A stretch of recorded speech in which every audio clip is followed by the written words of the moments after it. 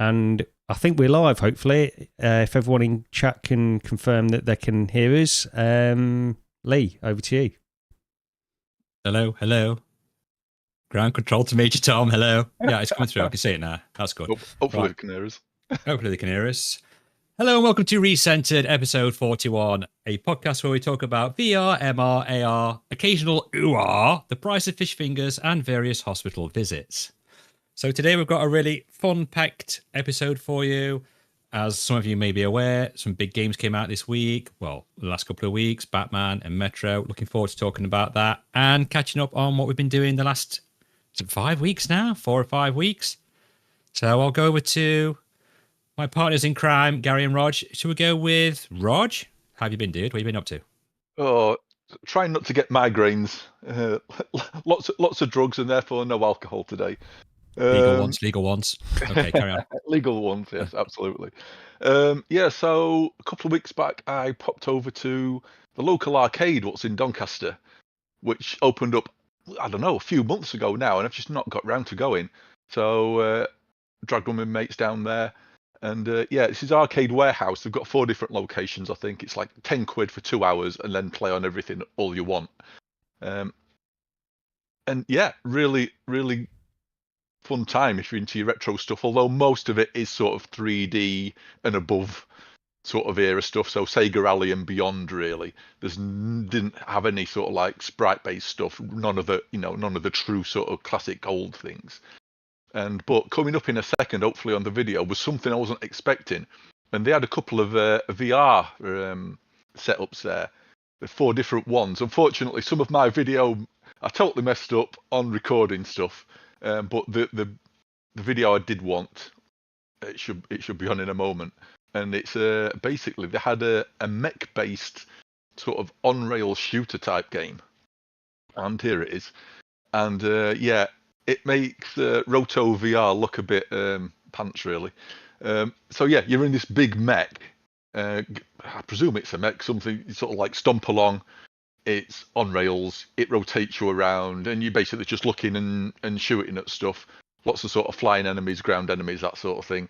And then it sort of culminates in like a big mech robot battle that you end up going around shooting the weak points on and everything. And I was just surprised to see this thing. I'd never seen this one before. You can see a machine just to the right of it, and I had a go on that one before in the Berry Arcade in Manchester.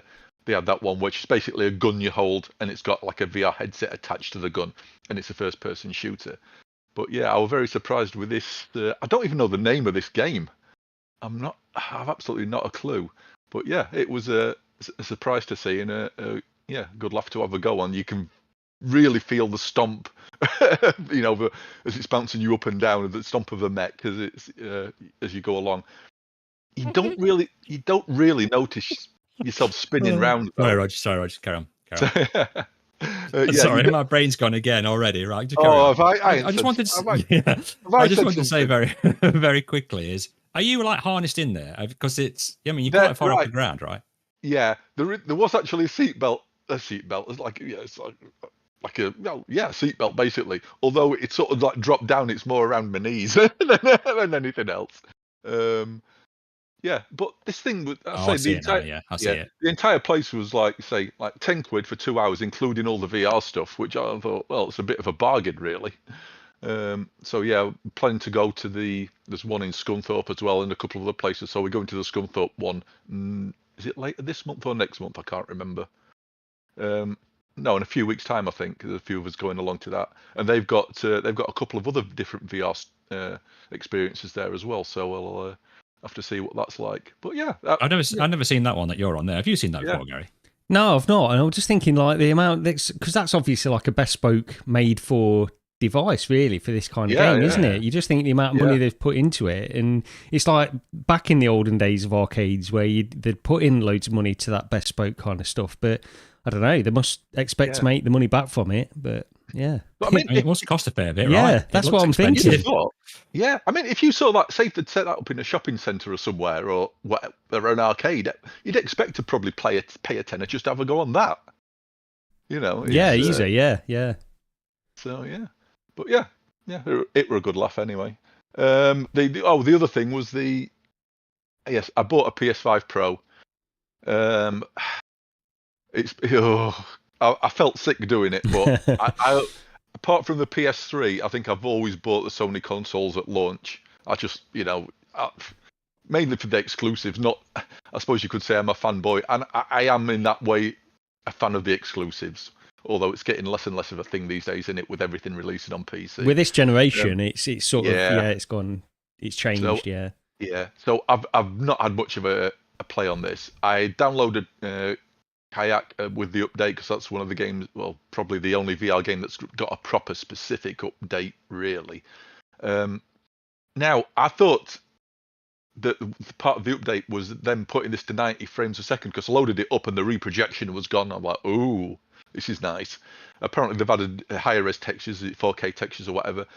But looking on Reddit, I found a post from a while back and somebody seemed to suggest that the 90 Hz mode had actually already been patched in before the PS5 Pro. So that's not actually a new thing. But anyway, yeah, I had a paddle about in Kayak and it looks really nice. I'd say the experience now on the PS5 Pro with PSVR 2 is better than my PC using PSVR 2. It's just more solid. Yeah, the frame rate was just flawless. And it looked great as well. I thought, wow, if they could get more games getting that much of an improvement, it would be amazing. I did want to have a look at No Man's Sky. Unfortunately, I have the disc version because I bought it for cheap for a tenner once. So I've not got the digital version, and obviously I've not got the disc drive for the Pro, which even if I want to splash £100 out for that, you cannot buy them anywhere. They're you take the one off your original one though?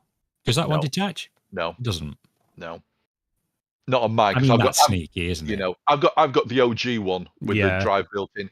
I presume if you've got the slim version with the drive, that would work. That's right. That's what I've seen then. Yeah, I'm taking the drives off that and using them for the Pros. Yeah, because I think there's only one model of detachable drive, so it'll be that. But yeah, looks good. Tested a few of the flat games. I played Final Fantasy 16 for a bit and Final Fantasy 7 Rebirth as well. I'll tell you something, those Digital Foundry screenshots and videos and stuff, they don't do it justice until you've played it on your own TV and you sat there playing it. FF7 is just smooth and sharp now, where before it was smooth and blurry. That really does look good. And FF16, which Digital Foundry said didn't make a difference, they must be blind. It's blatant. FF16 before, you're riding about on your chocobo, and honestly, in most places, it was doing 45, 50 frames a second. You could see it juddering. Variable refresh rate was not helping on the TV at all. It couldn't get high enough frame rate to kick it up enough. With the Pro, I was riding about the landscape, and for 99% of the time, it seemed to be holding 60 FPS to my eyes. So I'm well happy with that as well. But that's all I've tested so far. But if the thing is with a PS5 Pro, see. Because you sort of said this on the Discord as well, it's like a graphics card upgrade for your PC. You're paying that, and you're getting it's the same price really, or more than a PS5 Pro, and you might get more use out of it. And I sort of that made me think twice about it, but I don't use my PS5 enough anyway. The one thing that would get me. Because the one thing I use my PS5 for is for VR, really, and I don't use it for that much, only because a lot of the games running reprojection and stuff. But if you can get that 90 native with a PS5 Pro on something like Resident Evil, that and a load of other VR games, then that will probably tip me over into seriously considering it. But it's just difficult. There was a funny thing on Reddit where there were some people posting things saying, "Oh, this looks way better. That looks way better. The reprojection don't look anywhere near as bad." Blah blah blah. And people were coming along going, "You realise these games haven't actually been patched yet." Yeah. So it's like another people saying it's that placebo effect when the PS4 Pro came out.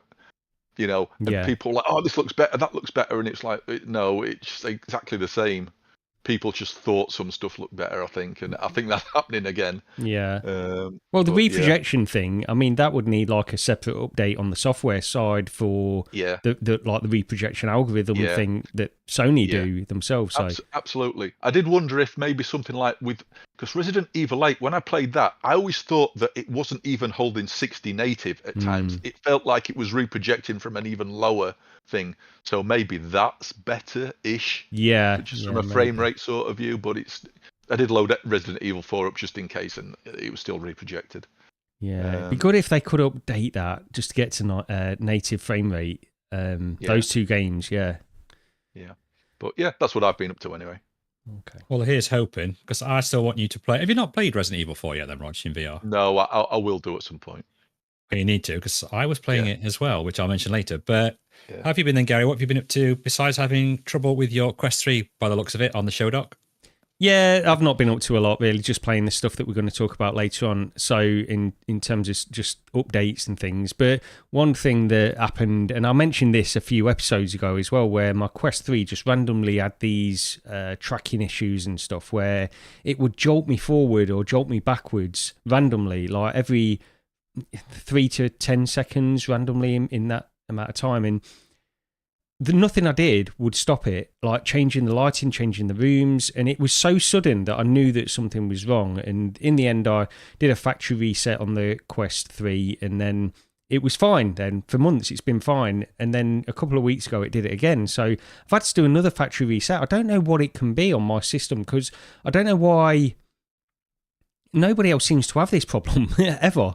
So I don't know why I would, because it seems like a software thing, but then you think maybe there's something wrong with one of the sensors in the Quest 3. Maybe it's like intermittent or something like that.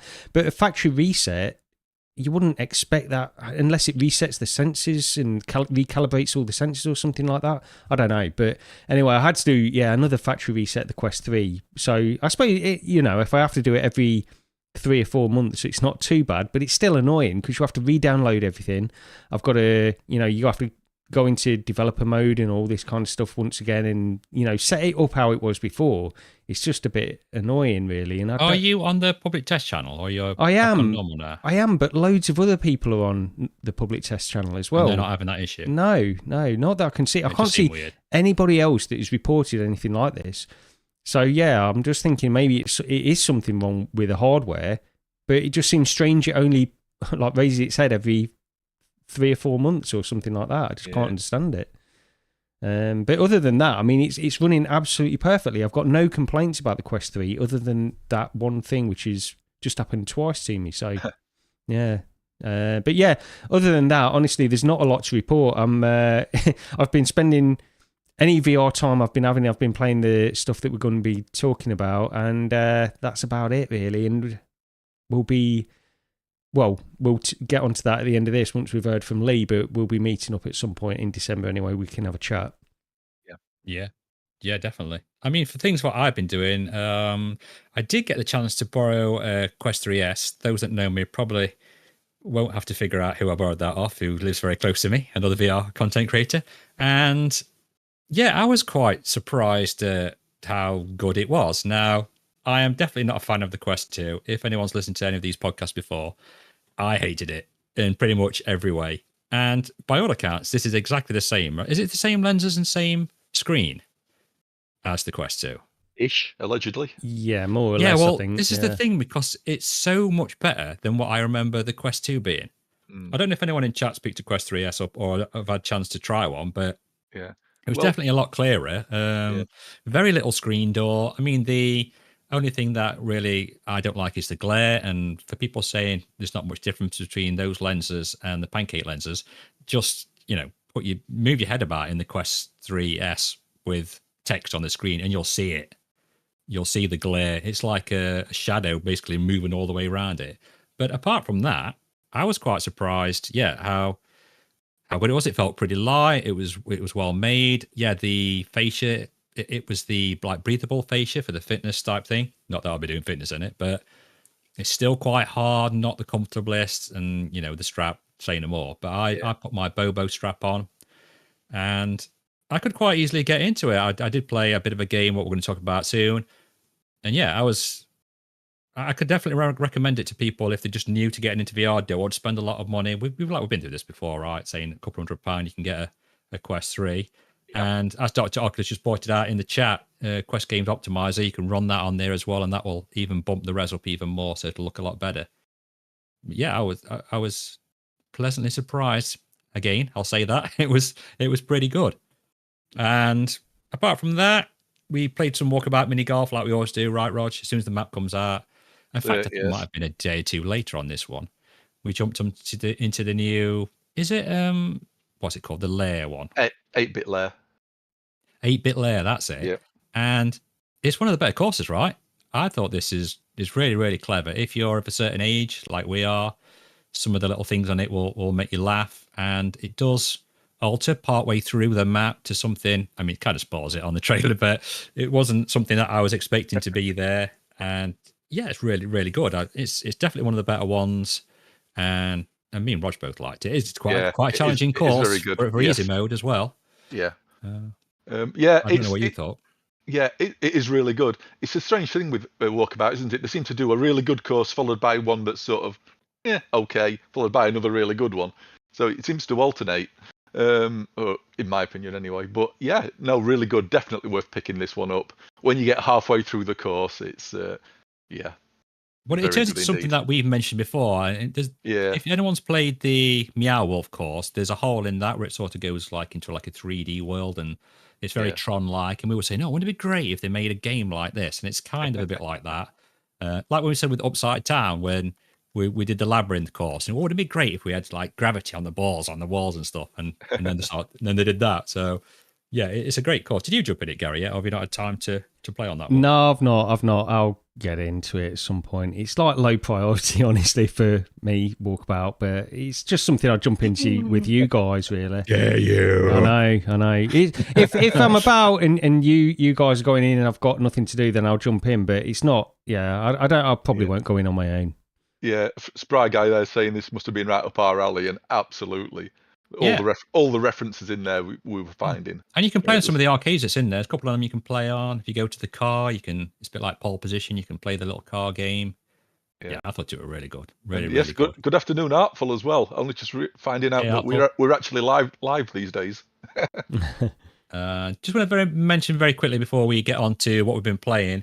Our good podcast fan, number one fan, well, mainly of Gary, Victoria, is in the chat somewhere. She's just come out of hospital, so she's not been very well, and just wanted to wish her get well soon. Hope you're enjoying watching that Netflix program I told you to watch, and it didn't freak you out at the ending because I'm confused about it, but I will message you and find out what you thought later after the podcast. So yeah, get well soon, Victoria. Yeah, get well soon.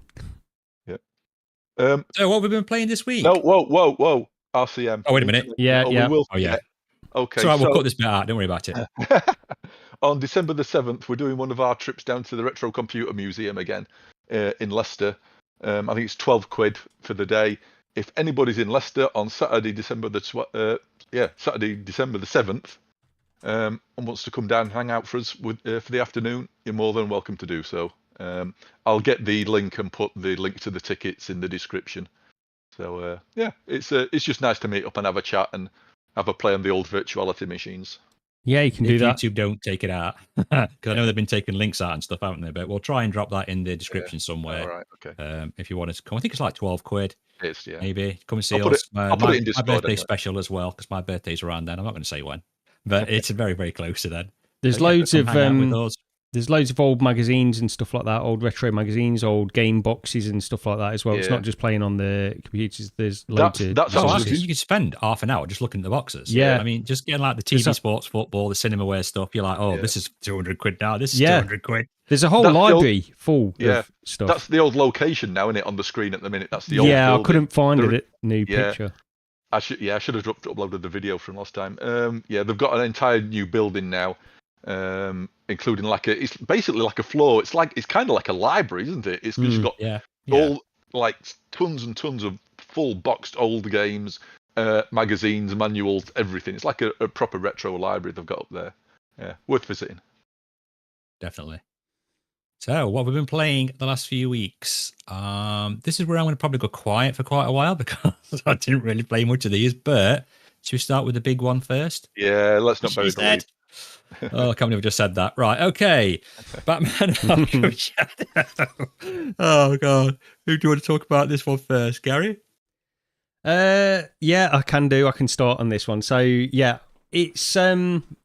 This is... So, I guess just to give it some kind of context, because I've not played vast amounts of the Arkham games before, and I think you have, Rog. Is that right? You played it? I've played and finished the first one, and then I played maybe 2 hours of City, yeah, the second one, yeah. and then that's it. I never bothered with the rest. Okay, yeah. So I actually, off the back of playing this, because I've played through the whole of Arkham Shadow now, and off the back of that, I did pick up the collection as well, which is only like, from CD Keys, it's only like £3.50 for all 3 games. So, which is it's ridiculous. But I have played in the past, I think it was free on PlayStation Plus or maybe Epic or somewhere like that. I played about 2 hours of Arkham City. And then I've also played, I've started Arkham Asylum now as well. So I've played probably about an hour and a half of that. I'm, very early, very limited. My point is I've got very limited knowledge of the Arkham games. I'm not a huge like Batman aficionado or anything like that. I enjoy the films. I've watched most of the films. Dude, I've been back in the films. I've been watching them. Yeah, I'd say during the last week, if it won it. yeah. In fact, last night I was watching the latest one, the Batman. The latest film that came out. I didn't mind it. I didn't mind it. I still think the Nolan ones are my preference, really. But it's worth that new Batman one is okay, and you need to watch it just so you can watch the Penguin, and the Penguin that is so good. Well, I didn't realise the Christian Bale ones were as good as what they were. I mean, I watched them years ago. Yeah. I've watched the first 2 again this week, and they're so good. Yeah. They really are brilliant. Well, I'm really watching them. But yeah. Anyway. Back to the game. The whole point of that is because I just want to give you a bit of background on, I'm not a huge Batman like aficionado. That's the point in this. So going into this, I don't know a lot about the lore or anything like that. And I don't know a lot about the games, but it's plain to see when you first go into this, and you can tell it, even if you've got like a passing interest in the games, you played a couple of hours of them, that what the developers have done with this is transport that game. This is not like a generic Batman game in VR. This is an Arkham game in VR, and that's what they've set out to do. And it's easy to see that. And there's certain things that they're prioritized, I think, that make that like abundantly clear in what they've done in this game, and I absolutely love it. I love this game. I think they've done an absolutely fantastic job in transferring an Arkham game, not necessarily a generic Batman game, but an Arkham game into VR, and that's the point I want to make mainly in this, because I feel like they're prioritized, and I said this when I first played it actually, and I stand by it all the way to the end. They're prioritized gameplay mechanics, Arkham, specifically Arkham gameplay mechanics, over VR immersion, like ultra immersion and things like that. And what I mean by that is a game like Half-Life Alyx, for example, goes in the opposite direction. That prioritizes immersion over specific Half-Life gameplay mechanics, in my opinion. And this goes in the opposite direction. I absolutely love Half-Life Alyx. I love this game as well, but it's a completely different reason. And the reason, one of the things that I think highlights the fact that they've prioritized gameplay mechanics over immersion, there's nothing clearer that shows that than that grapple gun. This is the one thing. So let me just say, I love this game. The one thing I'll say, that grapple gun is a button press, and then you get this automatic hand animation that pops out, and it will, you'll look up and you'll see a point, and it will grab you on and then shoot you up into that point. And that's a gameplay mechanic. Clearly, it's taking immersion away, and automatic hand animations, in my opinion, shouldn't be in a game with motion controls. I complained about it in Hitman Reloaded. The automatic reload in that was, it wasn't the automatic reload, it was the automatic hand animation that went along with the reload that takes you out. It breaks immersion immediately for me. And it breaks immersion for me in this game. However, of course, I've got to say, I understand exactly why they've done it. It's because it's an Arkham game in VR. It's not trying to do anything other than bring that feeling of an Arkham game into VR. And I also understand why people don't really mind this, because in reviews and all this kind of stuff, I don't see people complaining about this at all. I think this is the one thing, though, which shouldn't be in this game. I don't like that grapple gun. I understand why it's there. I'm actually pleased it's there in some ways, because when you're in combat and you want a quick escape, it's nice and easy to do that.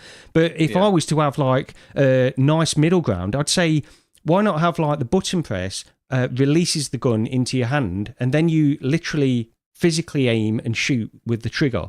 It's still quick. There's nothing wrong with that. I just don't like it. And let me also say, it's a minor thing. It's a very minor thing, but it's one of the things that I sort of...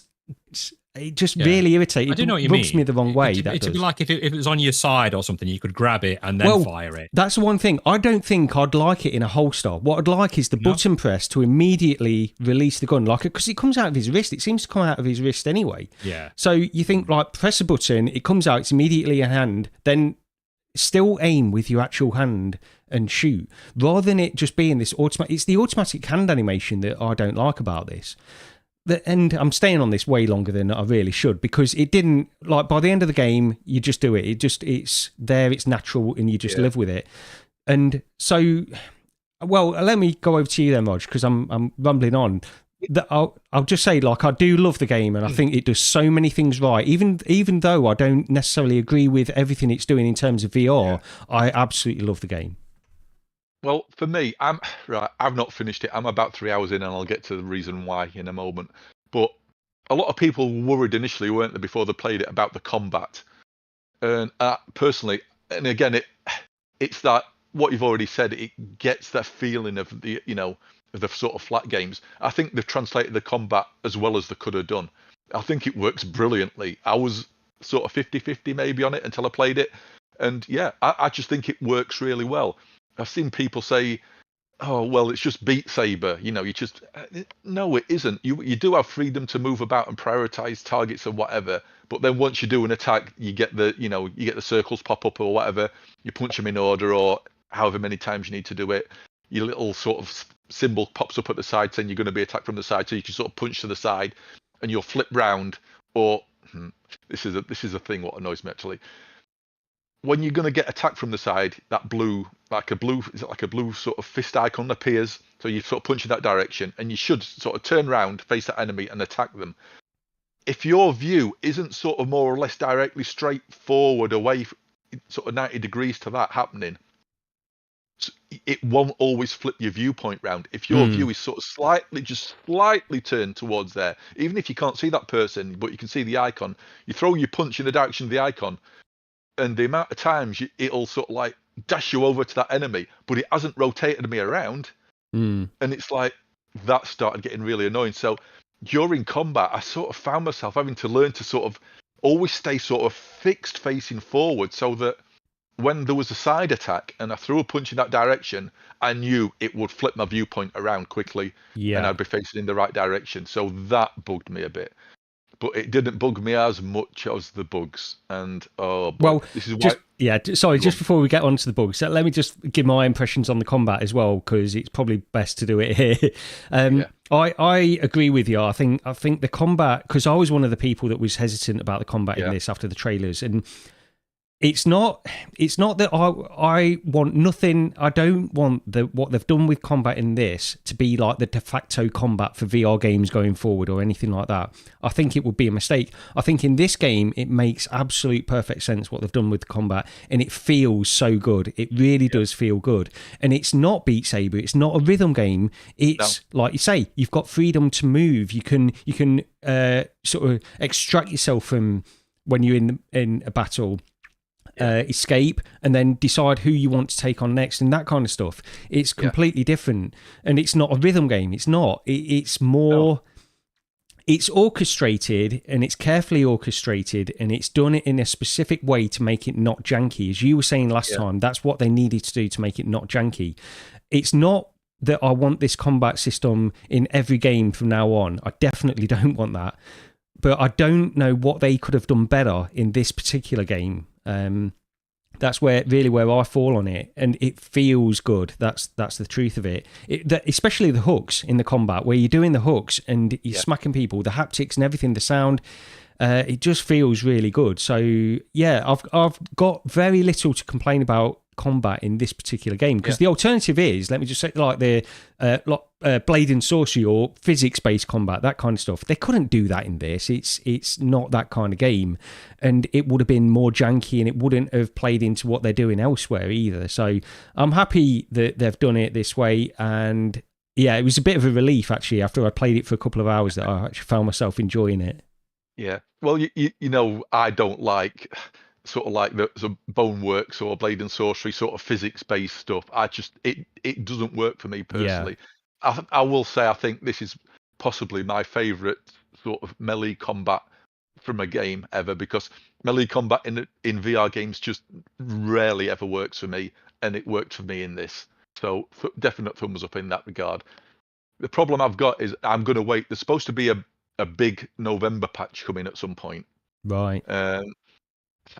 All the other problems, oh man, I hit so many bugs that I've just had to stop playing it. I just don't want to go back into it at the moment. I had the initial, started playing it. One of the first things that happens is you walk outside, sort of like outside the police station, and there's cops inside. You're in your sort of, you're not there as Batman. At that point. And as I'm walking past, and I'll crouch down, and just the audio cut out. All the dialogue suddenly just stopped, and that's supposed to be in the patch notes. I think that's fixed now. But the dialogue stopped. Then you get into the game where you're actually Batman, and you're walking forward, and one of the first things that happens, you see some people in the sewer tunnel run away from you, and you chase after them. They run through a door, they close a door, and they lock it, which forces you then to find an alternate way around to get to them. Right?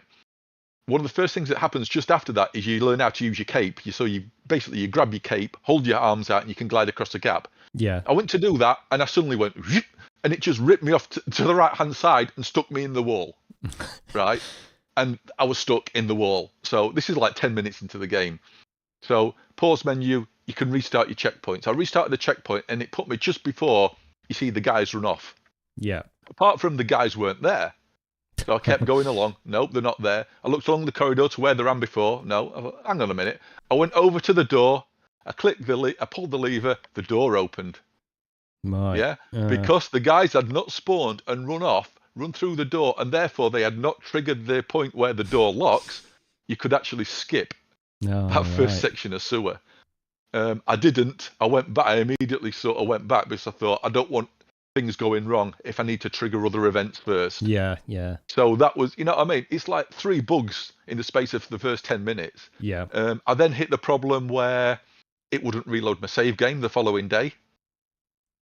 So that got patched as well in version 1.01. There's been 2 patches so far, hasn't there? But there's all sorts of other things. I've had NPCs disappearing again when you're in the prison, when you get to be Batman after you got to the Batcave. Yeah. And it lets you explore for the first time. And once that was the point the game grabbed me. And Yes. I thought, I like this now, because you've got at least not massive freedom, but a sense of freedom to explore, haven't you? Exactly. So yeah. And it's like, I like this. Yeah. And then at one point, I'd beaten up some guards, got confused, but because of the bugs in it, you were talking about this the other day to me, Gary, and it's that thing of where, am I stuck? Have I not seen something? Do I not know what I'm doing and I've just missed an object to interact with? Yeah. Is something I'm interacting with not working? Is it bugged or is it me? And it puts that sense of doubt into your mind. So I reloaded my save game, walked through the same section, and the NPCs had disappeared again in this section. Yeah. So it seems to be a common thing. Reloading a checkpoint can make NPCs disappear. Yeah. But as I was walking through, I was triggering the audio, and the guards that should have been there, I could hear them talking, but they'd gone. It's like, oh, come on. Then there was another section where there's lots of places where you can grab a grill, like a grate, you pull it towards you, and you slide it to one side to get into a tunnel or whatever. I've had it a couple of times now where one of my hands has just stopped working and will not grab the grate, and you have to hold it with both. I've had that. I've had that twice now. Yeah. Twice. Same for me. Yeah. Same for me. And it's like, God. And it's just little bits and pieces, things that you can get past by just reloading your save. But then you have to, it just annoyed me to the point of, say, 3 hours in maybe, and it's like, no, I'm just not playing this anymore. It's spoiling it. I don't want it spoiled. I can see how good a game it is, yeah. But these bugs, which I just seem to be, I've got the bug lottery by all accounts, compared to some people out there, just have not had this problem. I haven't had any problems with it.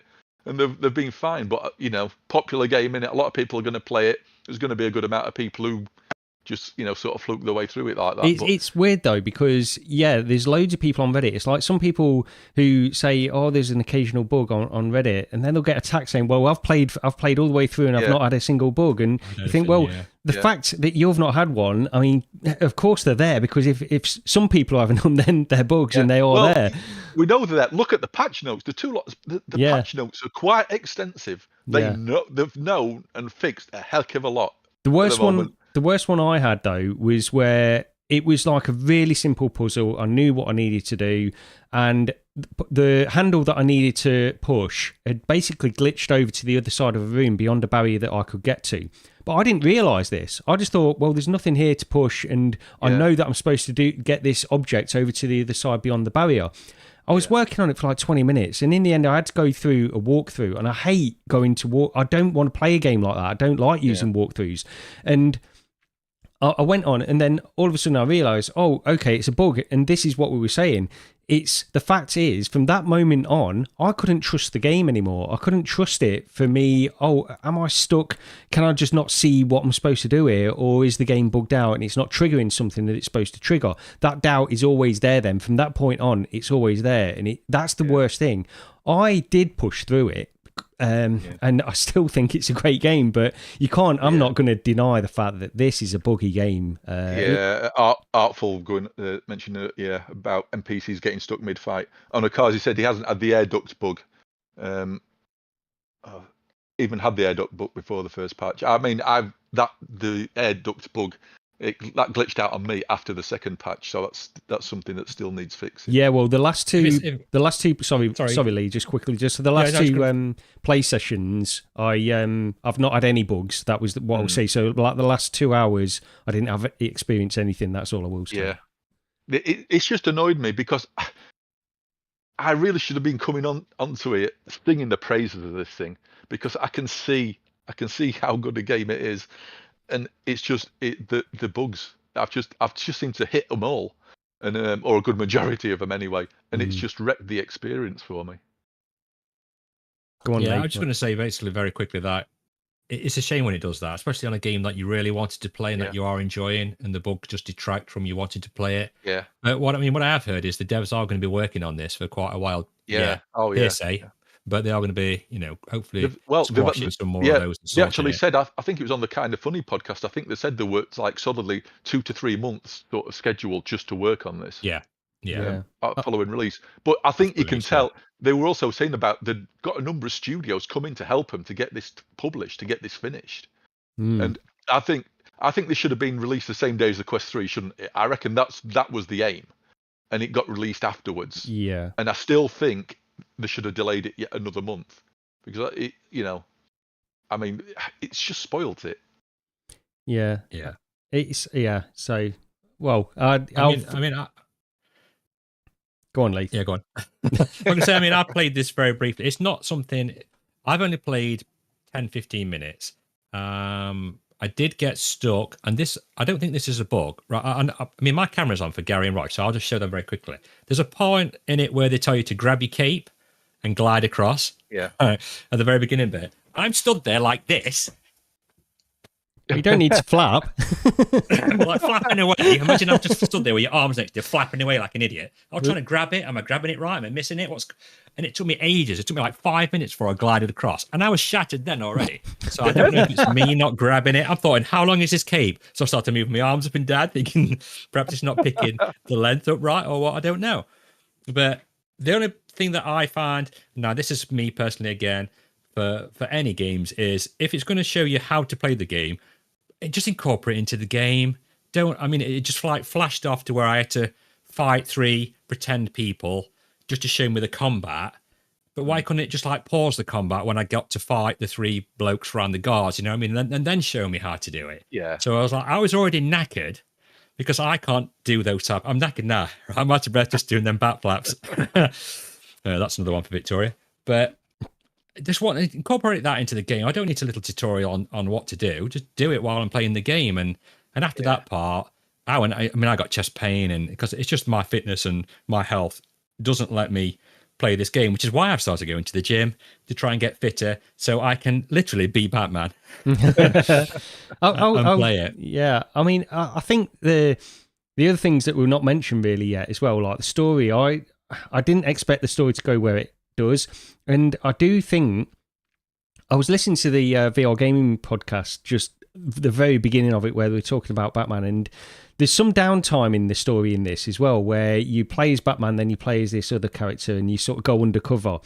And I've got to say, I did like that. I loved that aspect of I think they did a really good job of, like, if it was Batman all the time, I felt like it would be a bit too repetitive.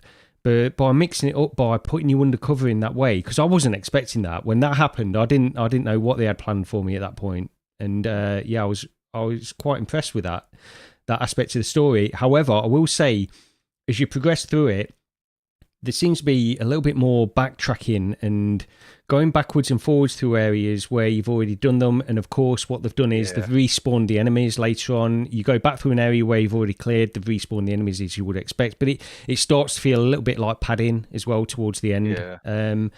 Nothing major, but just some of the things I noticed. But I like the story. I think they've done a fantastic job on this. So yeah, it's a thumbs up from me anyway. Yeah, it's not like Sorry, go on, Rog. I was going to say the only thing we haven't mentioned is the performance, because everybody. Yeah. You know, it's not flawless. It works. It's good enough.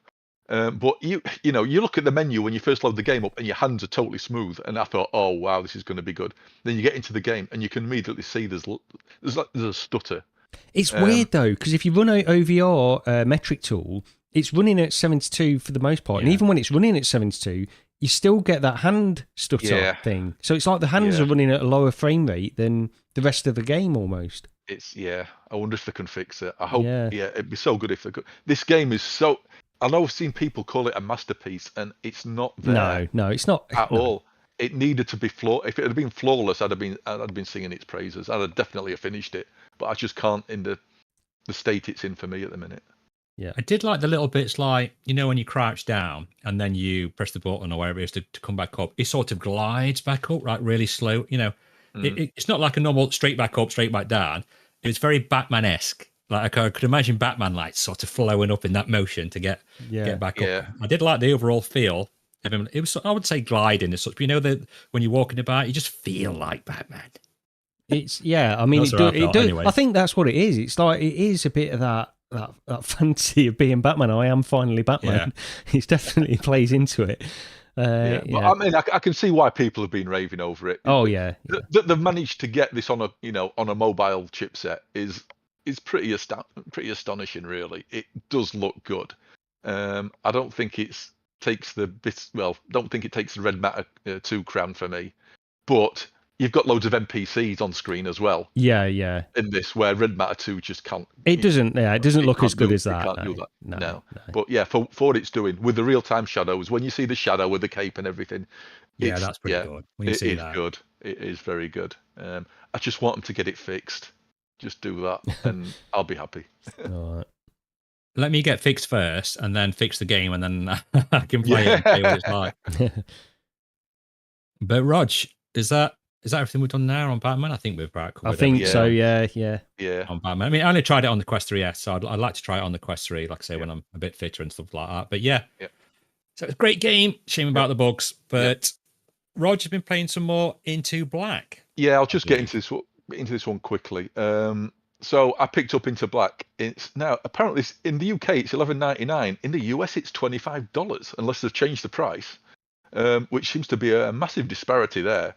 But regardless of the price, if you've not played Into Black, if you like playing co-op games, this, out of everything on this list today, this is my get this game. It's so good. Last weekend I spent an entire morning playing it with a mate. You can play up to 4-player co-op, but there's just 2 of us. And like 3 or 4 hours went by in a flash. It was just, I don't know. It's so good. I think the footage at the minute is when we played the beta version. I think this might be footage that you recorded even before then. To be honest, this is just some that I had. Yeah. Is it my original? Okay, okay, fair enough. But even in the beta version, there were performance issues. And I was slightly worried, and they've been fixed. It's great. in the beta one, you could wave your axe about and you could see like a double limit. You could see it reprojecting. Sort of Space Warp or whatever generally took care of the movement, but you could see there were performance problems. When you put the fire out in the ship at the beginning, the frame rate tanked on the beta, and it's pretty much been fixed. I think it just flickers a little bit on that section, but otherwise, yeah, they've just fixed everything performance-wise that I needed them to fix to make it playable and for me not to complain about it. Yeah. But yeah, a lot of people have sort of called it Deep Rock Galactic. I've never really played that very much, apart from maybe half an hour once, and I don't know, that didn't grab me. This did. Maybe because there isn't like a narrative, there's a campaign to go through on this with your John Cleese bot babbling on at you all the time. It's just fun. It's like 12 quid. It's like I think they underpriced it in the UK possibly. You know, it would have easily been if it were a 20 quid game, I'd still be saying, yeah, get it. It's just a lot of fun. If you want a co-op game, buy this, play it with your mates. It's really good. There's a player versus enemy mode on it as well. Like some sort, I think it's like an extraction sort of section to the game, separate to the main game. I've not played that. I've no idea what that's like. But yeah, absolutely. This is my absolute buy this game recommendation for this podcast. Yeah, especially for that price as well. I mean, if you do want to watch myself, Roger, and Gary having a quick blast in the beta, we did have a video out a bit back. It's on the channel, and you can just basically see Gary killing Rog constantly all the way through it, if that's what you want to see. Yeah. It wasn't on purpose. Oh, no, but I really liked it as well. Look, I was a bit hesitant, like I said, with we encountered quite a few bugs and a few slowdowns, and like, I don't think they're able to finish this in 2 weeks. You can see the slowdown on the video there. That was on the beta. That's gone. I think there's a tiny little bit, but it's like nothing like it is on the video now. They've done well then, because they literally said, it's coming out sometime in October, was it? And literally like 2 weeks after the beta, wasn't it, when we played it, they were releasing it. And I was like, oh my God, panicking. But no, they've done a great job.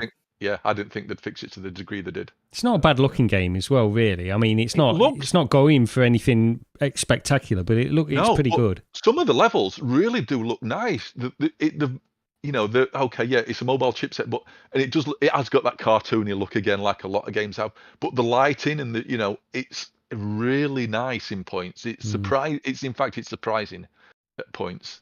I won't babble on. That's enough. Go and watch a video if you want. But recommended. And it looks like both you and Gary, have you been playing some Maestro as well? A little bit, yeah. The what I wanted to do, so I've actually forgot until this very moment that I wanted to go back in and try it without hand tracking. Maestro, just the Quest version, or because this was like PC VR. Yeah, this was only the Quest version that I've tried, which looks great. Really, I mean, I don't think it looks bad anyway. I think the PC version on screen, isn't it though? Possibly this is a trailer. I think this is probably just the trailer. So this is not our footage on this one. Yeah. Oh, okay. No, because the cheering lot, so it's definitely not our footage. Did it? Yeah, I didn't know I had any footage of people playing this, to be honest. Maybe I did, but I've not included it. I should have uploaded I did actually put a video. I liked this game this much. I actually did a video. Oh, you did? Yeah. I should have downloaded that. Yeah. Yeah. Yeah, it's not the problem with me is I'm just not a fan of rhythm games. I do think they've done this really well for what it is. Hand tracking. You see, the thing is, going in with hand tracking, it just wasn't perfect. Like the hand tracking's not perfect, and it never will be. And the current technology, at least, and it was fine. Like I could still do it. I could still get through and not do that badly, really. But I've only played a little bit of it. And the problem is I keep trying to push myself to play these rhythm games that everybody raves about, and I just don't enjoy them as much as I feel like I should. And I think there's something missing in my soul or something. I just can't do it. So it seems fine for what it is.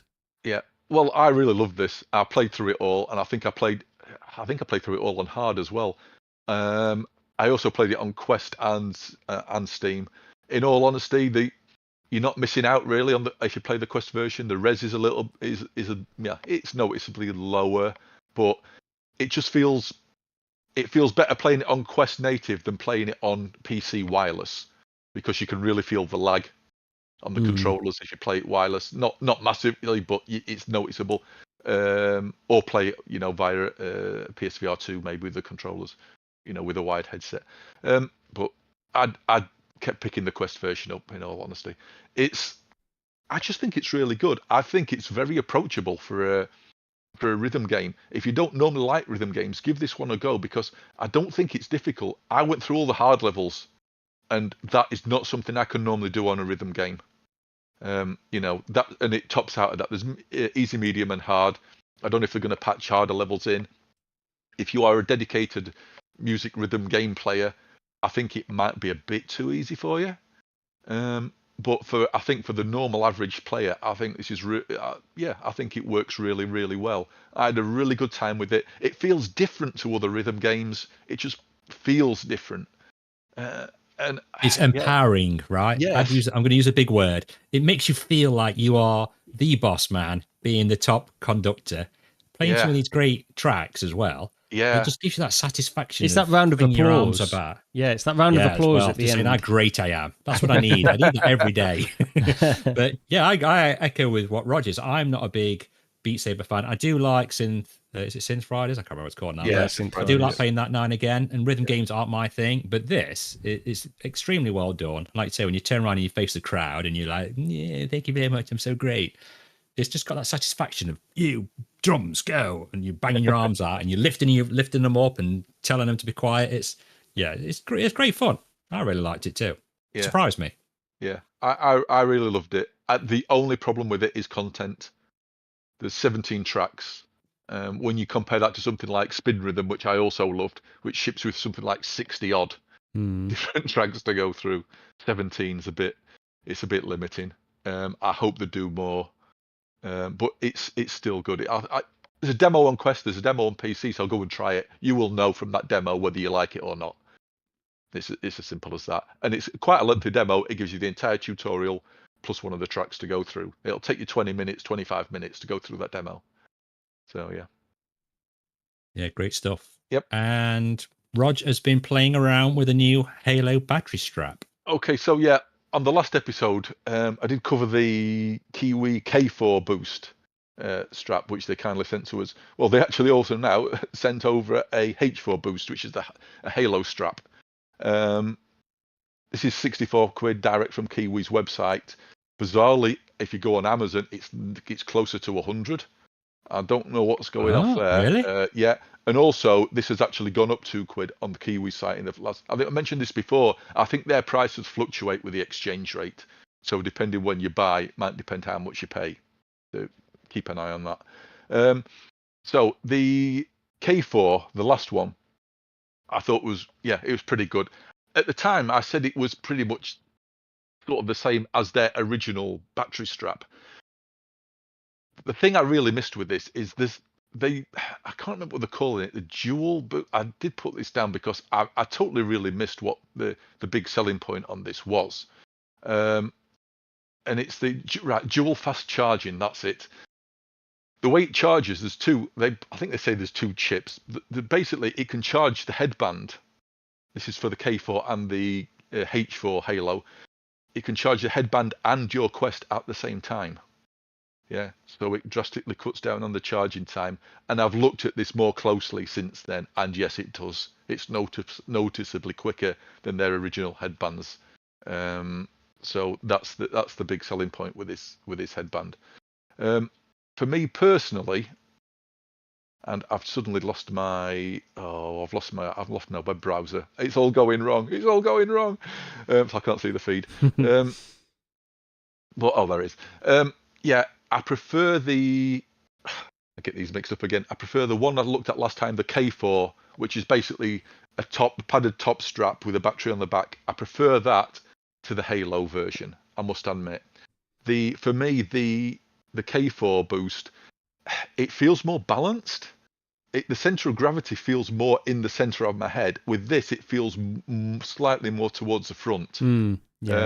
Now, when I put this together, the one thing I wanted to try was using it in the sort of mixed reality mode, however you want to call it, without a facial interface. Because a lot of people have been using Halo head straps without a facial interface, so you can see out the side. And I've seen quite a few people rave about this. So I thought, oh, I'll give it a go. So when I set it up here, I didn't put the facial interface on, and I had a go. And right, okay, yeah, it's one of those moments where you sort of, I've just not tried doing this before, where you try it and you suddenly think, oh, okay, I get it. It's one of those. It did make me feel like my field of view was wider. It's like, this is crazy, and it's like it can't be wider. It's still the same, it's exactly the same. It's just that perception that you're looking at more, even though you're not through the headset. The problem is, I think the Quest 3 is just too front heavy for a Halo strap to hang it off the front of your face, at least for me, and for it to be comfortable. It feels weighty. I mean, this wasn't designed for this. You're supposed to be using a facial interface, so it's not the head strap's fault. It's just I just wanted to try it. But for me, the Quest 3 is just too heavy to do that, really.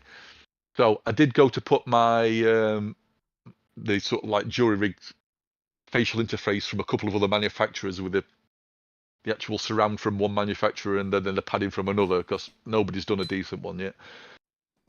And it wouldn't actually fit on this because the headband was too tall at the top. And I didn't realise to start with, there's actually an adjustable, there's a dial on the front of this head strap, which alters how far sort of away or how far down the front of the Quest 3 body moves, because you don't actually put the head strap through that. There's like a bar on your Quest 3 what you feed the head strap through normally. Yeah. And this doesn't. There's like a plastic clip what clips onto there, and there's a dial what alters the distance that clip is away from the headband. Oh, that's pretty good.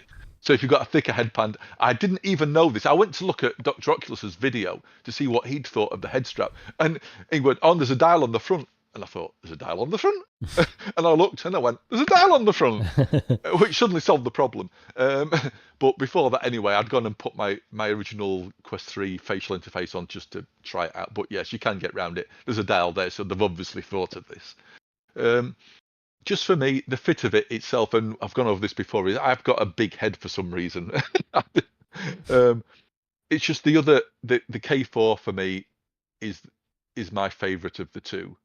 But if you are looking for a Halo head strap, yeah, it seems decent. It's comfortable, no issue there. It's got that dual charging thing that the K4 Boost has as well. And yeah, I don't know what else I can say. The only downside with it is the top strap on this isn't padded, because it's relying more on the forehead padding, I suppose, to rest it on your forehead with the Halo. The top strap itself is just more of an adjustment thing to sort of make sure everything's fit in place. There's no padding on that. There's no padding on that top strap, and I think that would have been nice to have. I like being able to let that padding rest down on my head and take some of the weight on there as well. Whereas this, didn't quite work as well for me as the K4 did. Mm-hmm. But yeah, go and check that out. So if you are interested in the Kiwi stuff, go check their website rather than Amazon, because it is cheaper if you buy it direct from them. But yeah, big thanks to Kiwi for sending that out. Is appreciated. You might, if we do actually finally meet up, Lee, you might be getting the Halo one, because I've gone back to using that K4 one that I had boxed up to give to you that we never got round to meeting up. So. Yeah, that's my fault. Like I said, I was supposed to go to the arcade as well, then I hit my back, so I couldn't make that. But if I make, fingers crossed, I shall make the Retro Computer Museum on the 7th. Yes, and I will bring one of these down for you. You can bring me all my birthday presents. Yes. What do you guys prefer out of like Halo straps or the normal design?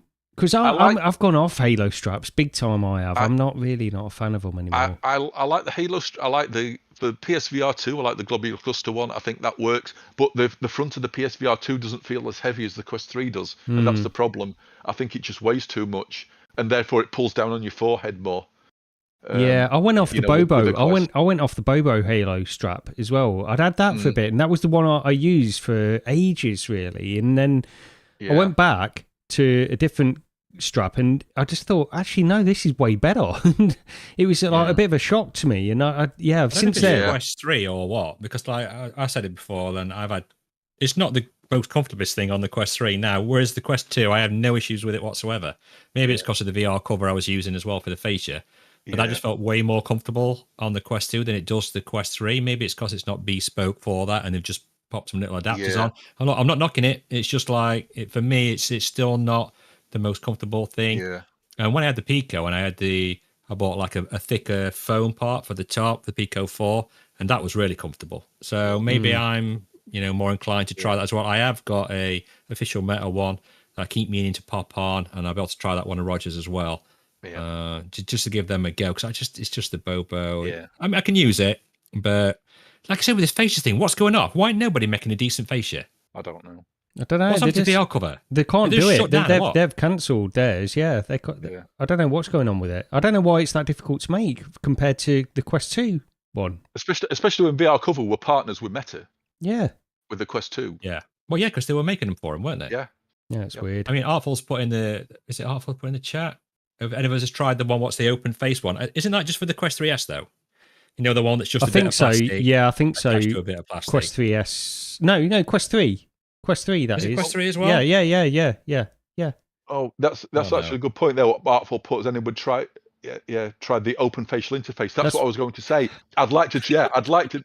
Rog, have you listened to the last 10 seconds? That's what he just said. Is that what you're on about? Sorry. Yeah. All right. Okay. I would love one of them. They're too expensive though for me to try. Yeah. The thing is, £40. I'm not paying £40 when half and it's missing. No. You know what I mean? It should be cheaper. I'd like to use that, not for gaming necessarily, but I would like to use it for just mixed reality, like virtual desktop and stuff, because I do use it for that. That's the thing. I do use my VR headset for productivity as well now and again. So I'd definitely use it for that. And I suppose as well, like you were saying before, Lee, with that exercise, I think that's probably the way to go for that kind of stuff as well. Yeah, like especially mixed reality exercise based stuff. It just makes a lot of sense for that. So there are different fascias then. Dr. Oculus says the 3 and the 3S do have different ones. So is it made for the 3 and 3S? I thought it was just the 3. I didn't realise it was the 3S as well. I thought it was just the 3. I could be wrong. I could be wrong. Yeah, so, I don't know. I honestly don't know. I don't know what's going off. I'm blaming my headache drugs. Roger's missing parts of the podcast. Oh, okay. Anyway, you've been playing some Dig VR, haven't you, Ross? Right. Now, very quickly before you start, I tried to play this, and I'm not knocking the game. What I will say is, I think the marketing team of this company is absolutely amazing. Some of the things they're putting on Twitter about postponing it because Batman was coming out, and the stuff they put on recently, and on how they, if you go onto Twitter and have a look at their Twitter page, you can see, I think it's like part 1 came out yesterday. It might have been yesterday. Yeah. And it was showing how they actually got into making a game from actually being on a real digger, wasn't it? In like Norway or Sweden or something like that. Yeah. So I just want to shout them out for their brilliant marketing.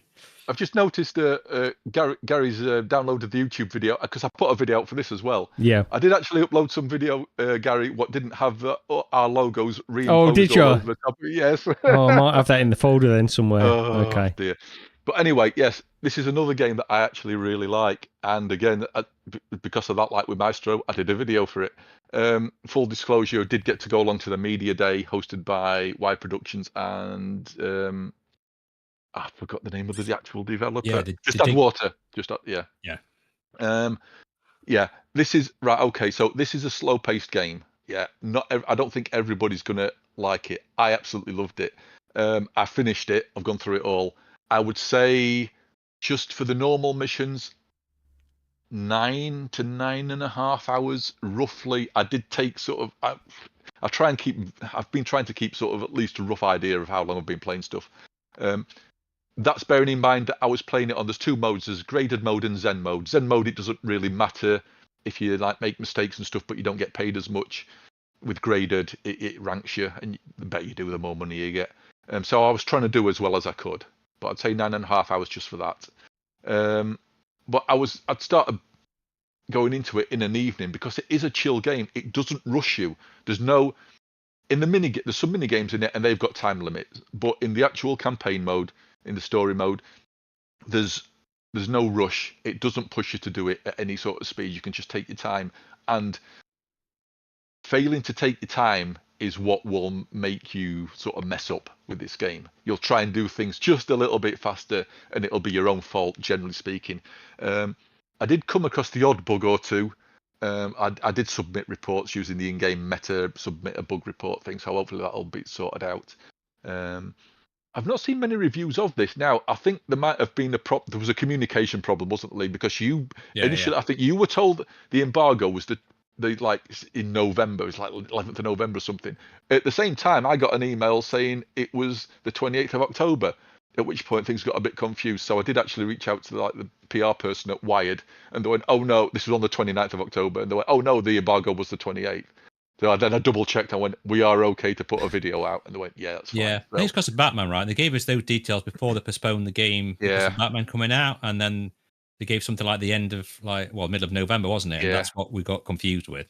Yeah. So, but yeah, this is you start off with a small digger, and your first mission is go dig a garden pond for somebody, basically, and then you end up on a construction site, other people's houses, the local mansion, where a local forest, and there's enough variety that you won't get bored as long as you like this sort of game. I say it's a slow paced sort of game, and I was playing I ended up doing a mission sort of late on in an evening, because it's a game you can go into, you're not going to be frantic or anything playing it. It's nice, and it's a nice chilled game. There's some radio stations in your cab you can switch between. I think I got about halfway through the game before I went from the radio stations to using it to listen to podcasts.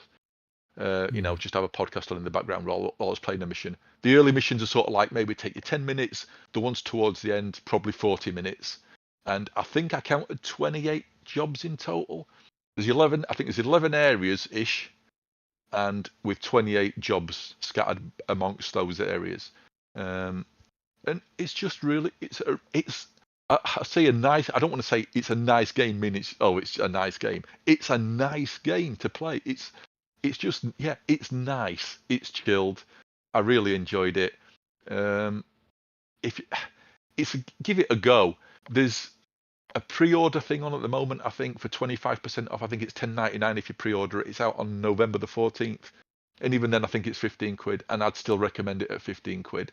And, it's the meta store in it. If you don't like it, if it doesn't turn out to be your sort of game, give it a refund. But I had a really nice time with it. And it's sort of a surprise once you get further into it, and then you suddenly get one of the larger diggers.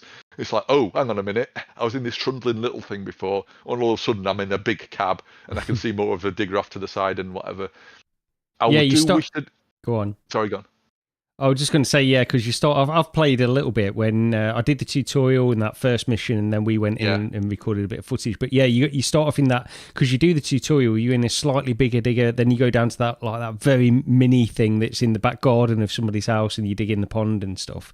And I can imagine when you get into those bigger areas, and when we did one of the little mini games, like the challenges that we were doing, you're in quite a big digger there as well, aren't you? Yeah. Doctor saying, I was told the embargo was August, so I've streamed it. Yeah, I think they did. I think they did I think they were okay with people streaming the first 5 levels or something. They just didn't want people doing a review initially. It was the review embargo that was the whole confusion around everything. Oh yes, and the special edition for $500,000, including 2 JCBs, as in real JCBs. So you've got $500,000 to spare, you can get the ultimate collector's edition. But there's some mini games as well. Me and Gary went into the mini games, went head to head for half an hour. I had a good laugh in that. Yeah, it's one of the things I'll say is this is like a very system. We were talking about it while we were in there as well, because it is like that that space docker type of thing. That's the drive behind it, where you want to do these tasks, these sort of seemingly menial tasks, but they take a lot of concentration in places as well. And like you say, there's no time limit necessarily when you're doing these tasks, so you can relax and get into them, but they do take some thought and some focus as well. Yeah. And it's like a real systems-based game. And one of the things I'll say, because this is a Quest game, performance is absolutely impeccable on this. It's so good. It's so smooth. And it makes all the difference. Yeah, absolutely. I'd say this is all but flawless performance-wise. And there's masses of overhead for Quest Games Optimizer. There's masses. I think CPU level was at 2, GPU was at 3. What did they go up to? 5 or whatever? Yeah, they got up to 5. You can really ramp it up and make it look a crisp game. You say I don't think it's a game what everybody's going to enjoy. No. But give it a go. It's learning to control the digger. It's learning to do to rotate the cab, move the cab, use the scoop, and you'll get good enough that you can do all three at the same time. You can use virtual controls, or you can use the thumbsticks. If you want to use the thumbsticks for everything, you double click the thumbsticks and it'll go into driving mode. Double click them again, it'll go into the grabber scooping mode.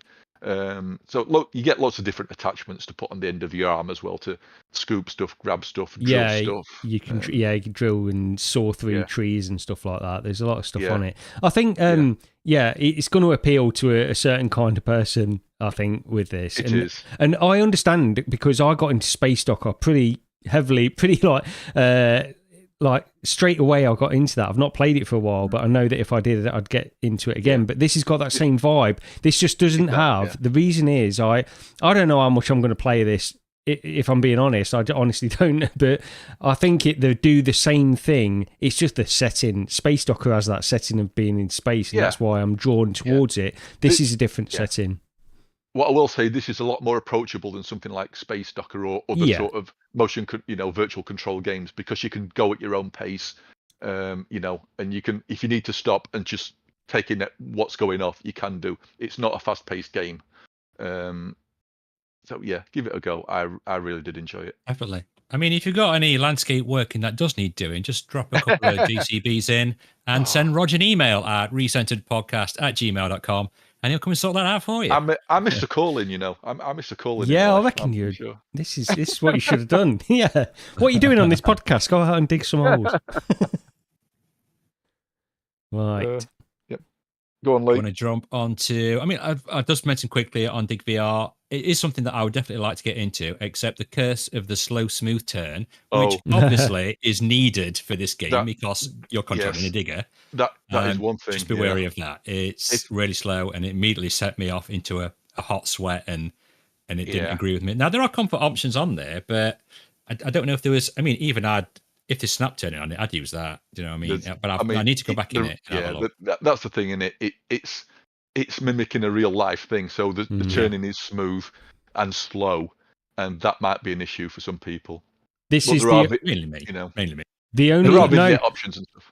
This is the only game. My daughter seems to have a stomach of iron for VR in general. This is the only game where she said she can't play it, and she wants to, but she can't play it. Yeah. Is it when she's turning the digger, same as me? Though? Yeah, it's the turning. It's the turning. She specifically said that. Yeah. It's weird how that affects me like that, because going forward and backwards, I have no issues, but it's just the turn which sets me off. So whether that's a different part in your brain that's picking that up or what, I don't know. That's one thing I was going to call out for, like the Batman devs actually, being aware of VR. If you go into the options, there's a message in the comfort options for Batman saying, note that fast turning can be more comfortable. Yeah. Yeah, I didn't notice that. It's like, that. What, I wish other developers would be that aware. I really do. Well, Call of the Mountain. I mean, Jesus. I think they've made the right decision on that, but they've definitely not on that. So bringing up to the second huge release on various platforms, on PC VR, Steam, PSVR 2, and the Quest 3, right? If I'm thinking that's correct, is Metro Awakening. I think it's on Quest 2 as well, actually. I think it's on Quest 2. That's why I hesitate. Think so. To say I'm not. Once again, I'm not 100% on it, but I'm pretty sure it is. But could be wrong. Yeah, I had a great time in what I played. I need to get into the combat. Yeah, I'm aware. If anyone really wants to see one of my videos, I did about 45 minutes of just playing the first part of the game, and it's another very slow burner. I think Roger said to me, it's like an hour before you even get to fire a gun. But I enjoyed what I saw, and PC VR looks really nice. My system struggles to play it, so some bits didn't look great compared to others. Lots of options on there. They do have smooth turning, about smooth turning from Dig VR. Unfortunately, there's no slider on it, which annoyed me a little bit, because it's at that level where I can just about get away with it, but not for too long with the smooth turning. My wife, artful, yeah. But I don't know, it starts you off right in the room, and you can pick various chess pieces up. You can pick this up, pick that up, play the piano, and you're going to think, wow, this is like Half-Life Alyx. I can interact with all these things. But as you get further actually into the game, you can't. Your hands are moving through items, or you can't grab things from shelves and stuff like that. But yeah, I know you guys have played a lot more of the game than I have. I mean, what did you think to it? I think it's good.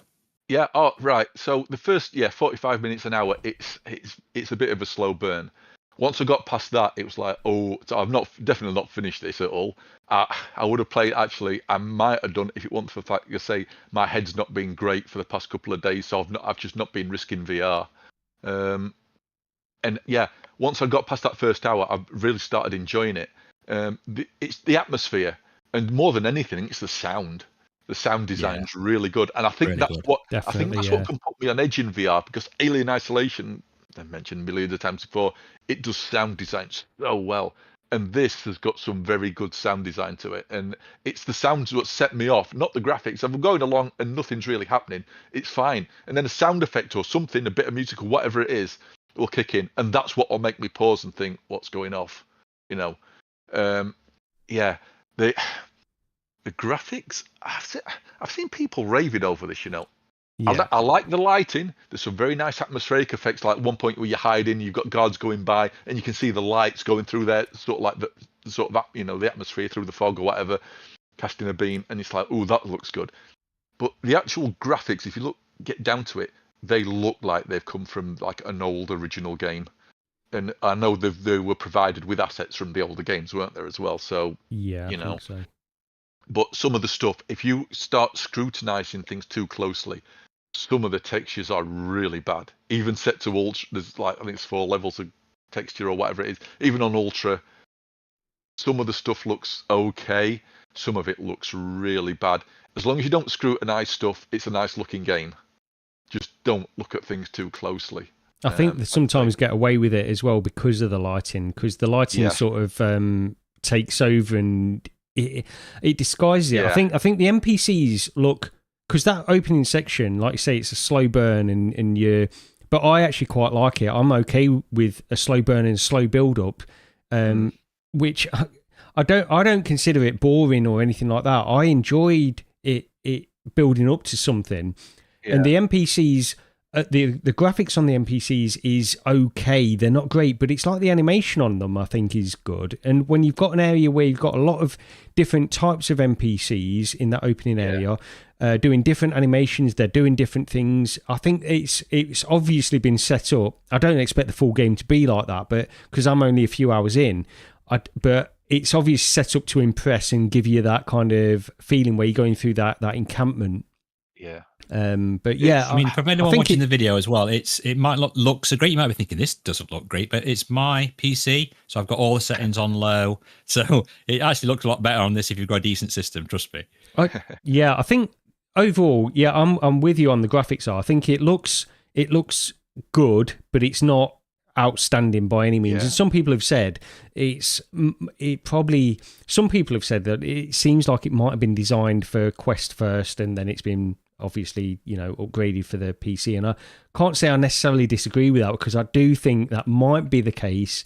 And they've also, like you say, the textures, there are some weird sections where you think the textures are bizarrely low in some areas. Yeah, they are.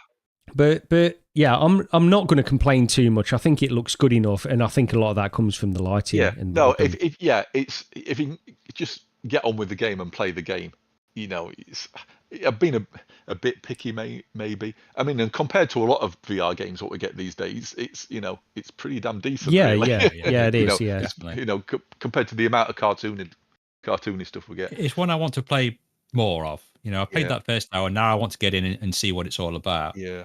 PC VR, like I say, I struggle with it. Yeah, like you say, Roger, Artful saying the PSVR 2 version got slated for reprojection and Mirror. Yeah. Did you play the PSVR 2 we version? Didn't get a key, did we? We were hoping to get a key for it, but it didn't happen. No, we did get sent the Steam version. I've heard people say about the PSVR 2 as well. Like there's people are struggling, like the developers are struggling to get keys from Sony for the PSVR 2 for some reason at the minute. And we said that, well, the PR contact that I had said that we were going to be sent the key for PSVR 2, but we never got it. So yeah, I mean, I've played it on Quest 3 as well, and I've played it on PC a little bit. So yeah, same. All I will say is I started on Quest 3, I went to PSVR 2 on PC, and then I went back to using my Quest on PC.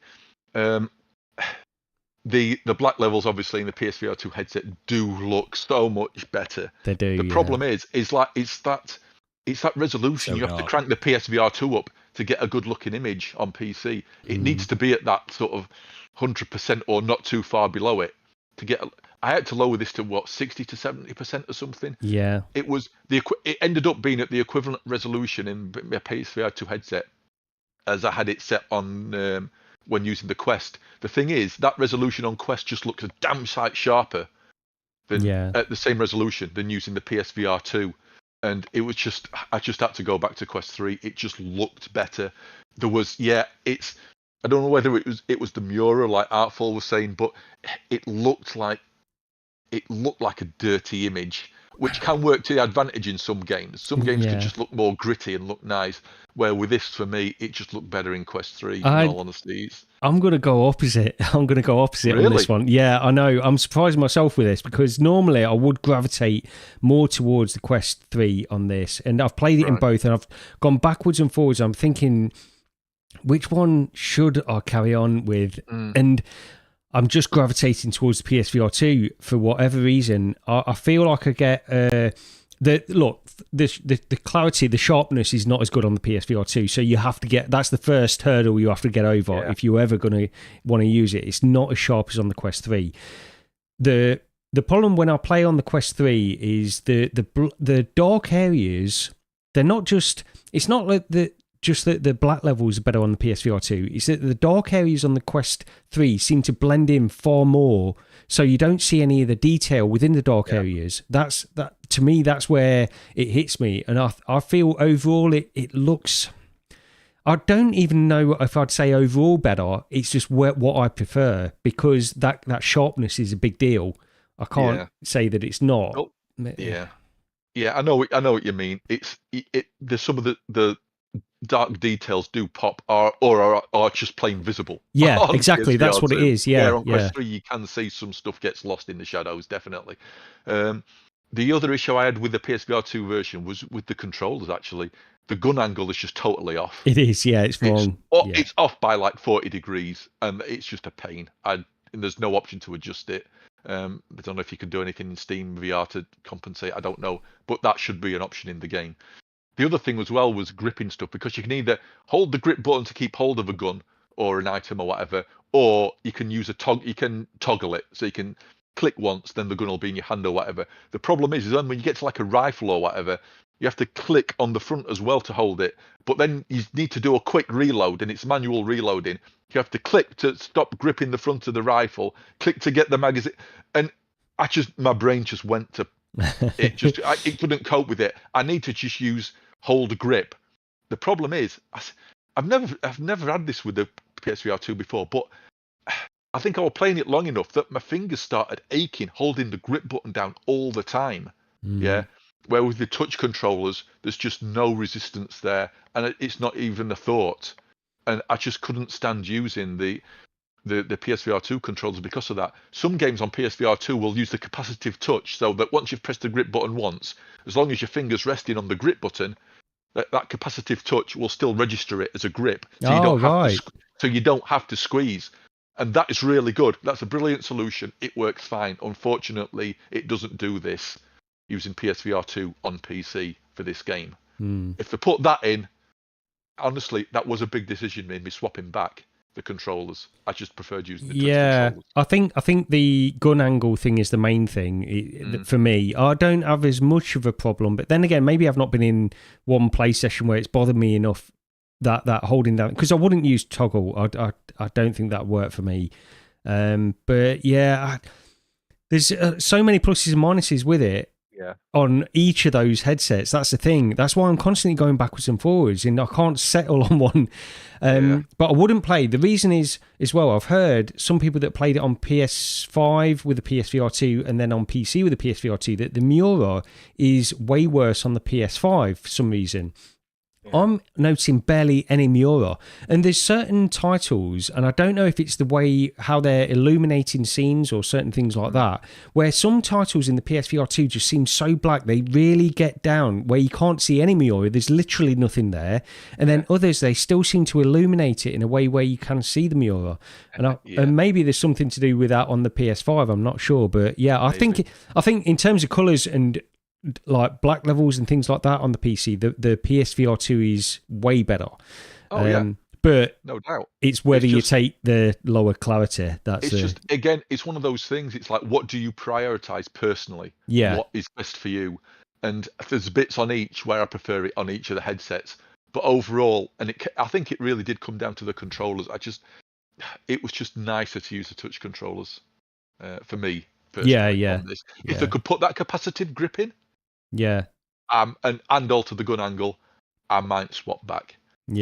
If you've got a 4090 as well, if you're lucky enough to have a 4090, you'd probably run this on PSVR 2 with no issue. But I'd say I did have to turn that resolution down. Yeah, I was on 70%. And it's not sharp. It's like, to me, it's like playing on a Valve Index still. That's what it feels like. It feels like that level of resolution, which is not the worst thing in the world. It's just not, when you're coming from playing other titles on the Quest 3 standalone, which is sharper, it just feels a weird thing. But Onakazi pointing out as well that if you buy the Quest version, you get the Restore version as well. So you get it's cross-buy, Which I didn't realize Meta was still doing that. I thought they'd stopped all that now. I don't think it's Meta. I think it's just developers have stopped doing it. They don't want to support another shop, another store platform. Yeah. Why bother at this point when most people buy the PC games on Steam? So I did find some of the controls a little finicky. Again, this is a personal thing for me, like pulling your rucksack out with your left hand. Over your left shoulder. Yeah, the problem is because if you use your left hand to grab the rucksack from your left shoulder, and then you have to sort of reach over to the left hand side of that to get that back. Yeah, there's like the thing to wind your torch up, and I wish the torch had last about 5 times longer as well. That got annoying. Well, it's annoying in a game like this where you're constantly using the torch. That's the thing. Or flashlight. We've got to say flashlight for the American. But yeah, that's the thing. It's. I mean, it lasted okay, but when you're always using it, you're always relying on it. It's a very dark game. That's the thing, and I don't know. It doesn't last long enough. It's annoying. It's not. It's something you should be doing once every 10 minutes, not once every 2 to 3 minutes. Yes. Maybe. Yeah. It's just the placement of it as well, like you said, Roger. You sort of move in. I thought, you can easily solve that. If you want to have your left hand over the left shoulder, I actually got used to that. I thought, you know what, this isn't too bad. Yeah. But move that charger thing to the right hand side of the bag then. It's just because you use it all the time. It's not just for charging the torch. That's the thing. It's not just for that. But I mean, I know Ian Higton on Eurogamer gave it a 3 out of 5, didn't he? I think, and he was very balanced in his review. I thought, in all honesty, I'm I think I might be edging towards his sort of view. Maybe I like it a bit more than he does. But he was pointing out there's 4 different weapon types. There's only 3 enemy types. Oh, and he really? says as well that, and he said towards the end of the game it peters off. It just sort of loses it. Yeah. Towards the end, One of the things that has always put me off these games, and I think Metro Exodus was different because you went outside and you did other things and there were different environments in that, and I don't know a lot about the Metro games, let me just say that, so I don't know, but same. Looking at the trailers, it always looked like it was very similar environments and those kinds of things, and that seems to be one of the complaints that people have said about it. It's all like very similar all the way through, and that's one of the things. I'm impressed by the first couple of hours that I've played, but if that's it for the next 6 hours beyond that, or however long it is, then I don't know, it could drag. Sorry, Dr. Ox saying, gentlemen, my God, I can't believe that. Yeah, really? I know. I know that is the obvious thing, but it's still a pain in the arse. That's what you're going to do. See, but I didn't even think of twisting my hand around. Yeah, no, you can do that. Yeah, I do that, but it's still like, because you're always using it. It's like, while it would be so much more convenient. Even that slight twist is too much for me, Dr. Oculus. I'm just that laser. Definitely. Pop it on the right side. Give the option where you can put your stuff on your bag. If Lee tries twisting his hand, he's going to sprain himself. Yeah, so, yeah. We don't want it to be the good job. It's the left arm. Anyway, let's move. Let's carry on. He's going to the gym now. Anyway, sorry. Just wanted to point out as well. If you do like Metro VR and you want to continue on and play all the flat games, there's a short sale on Steam at the minute. It says a weekend sale. I think it finishes on the 14th. You can basically get all the main 3 Metro games, the Redux versions and Exodus, plus a DLC for just over £6. They're all at 90% or more off. Dirt cheap. So that's worth looking at. Or because of how we've had to do the Recentered shared Steam account, we've had to share all our Steam accounts, and now I can get all those for free because Roger already has them. Well, this is My the thing. Steam library is tripled to like 3,000 games now. Yeah. I've actually downloaded a couple of games. I don't know who they belong to. I downloaded that one, Metro 2033, to try. I don't know if it will last, but anyway. But that's the thing as well. I've played through the first part of this game twice now because I played through first on the Recentered account because before it got released, we didn't have access. We weren't able to play it on our own accounts, were we? So I have played through the first part twice now as well. That is the thing. When we get a review key, it goes on our Recentered account, and even though it's shared with our own accounts, you can't play it on your own account, can you? Until the release date. No. So if you play it ahead of time, you have to play it on the Recentered one. Yeah. I will say that you've got a watch on your left wrist, which is kind of, I do like that in VR games where it tells you what time it is. It just tells you what time it is. It's so useful. It's like, God, how long I've been playing. Oh, yeah. I didn't even twig. Is that the actual time? I didn't even know. Yeah, that's the actual time. Unless you're using the gas. Stop playing. Yeah. I Unless stopped you're playing using the gas mask. Yeah, when you put the gas mask on, it gives you the timer for how long the filter's going to last. Onikazi says that's how he wears his watch in real life, it seems. All right. Yeah, I do like that because I was like, I've got to go. I've got to stop playing. I need to go for a meeting. What, with a timer on telling him how long he's got till he changes his filter? Gas mask. Where's it? Blimey. Metro VR Awakening, go check it out. I think someone mentioned about is the PC VR version that much better? I'm sorry if I can't see up that far. Is it Onikazi asked that as well? Well, okay, is the PC version that much different? Well, yeah, I've played both the Quest 3 version and the PC version. I've only briefly gone into the Quest 3 version. So it runs, it looks, for a Quest game, it looks very good. And actually, the difference between what you would expect between a Quest 3 version and a PC version is not as massive as you might expect. The thing is, you do get native frame rates on a PC if you got the PC to push them.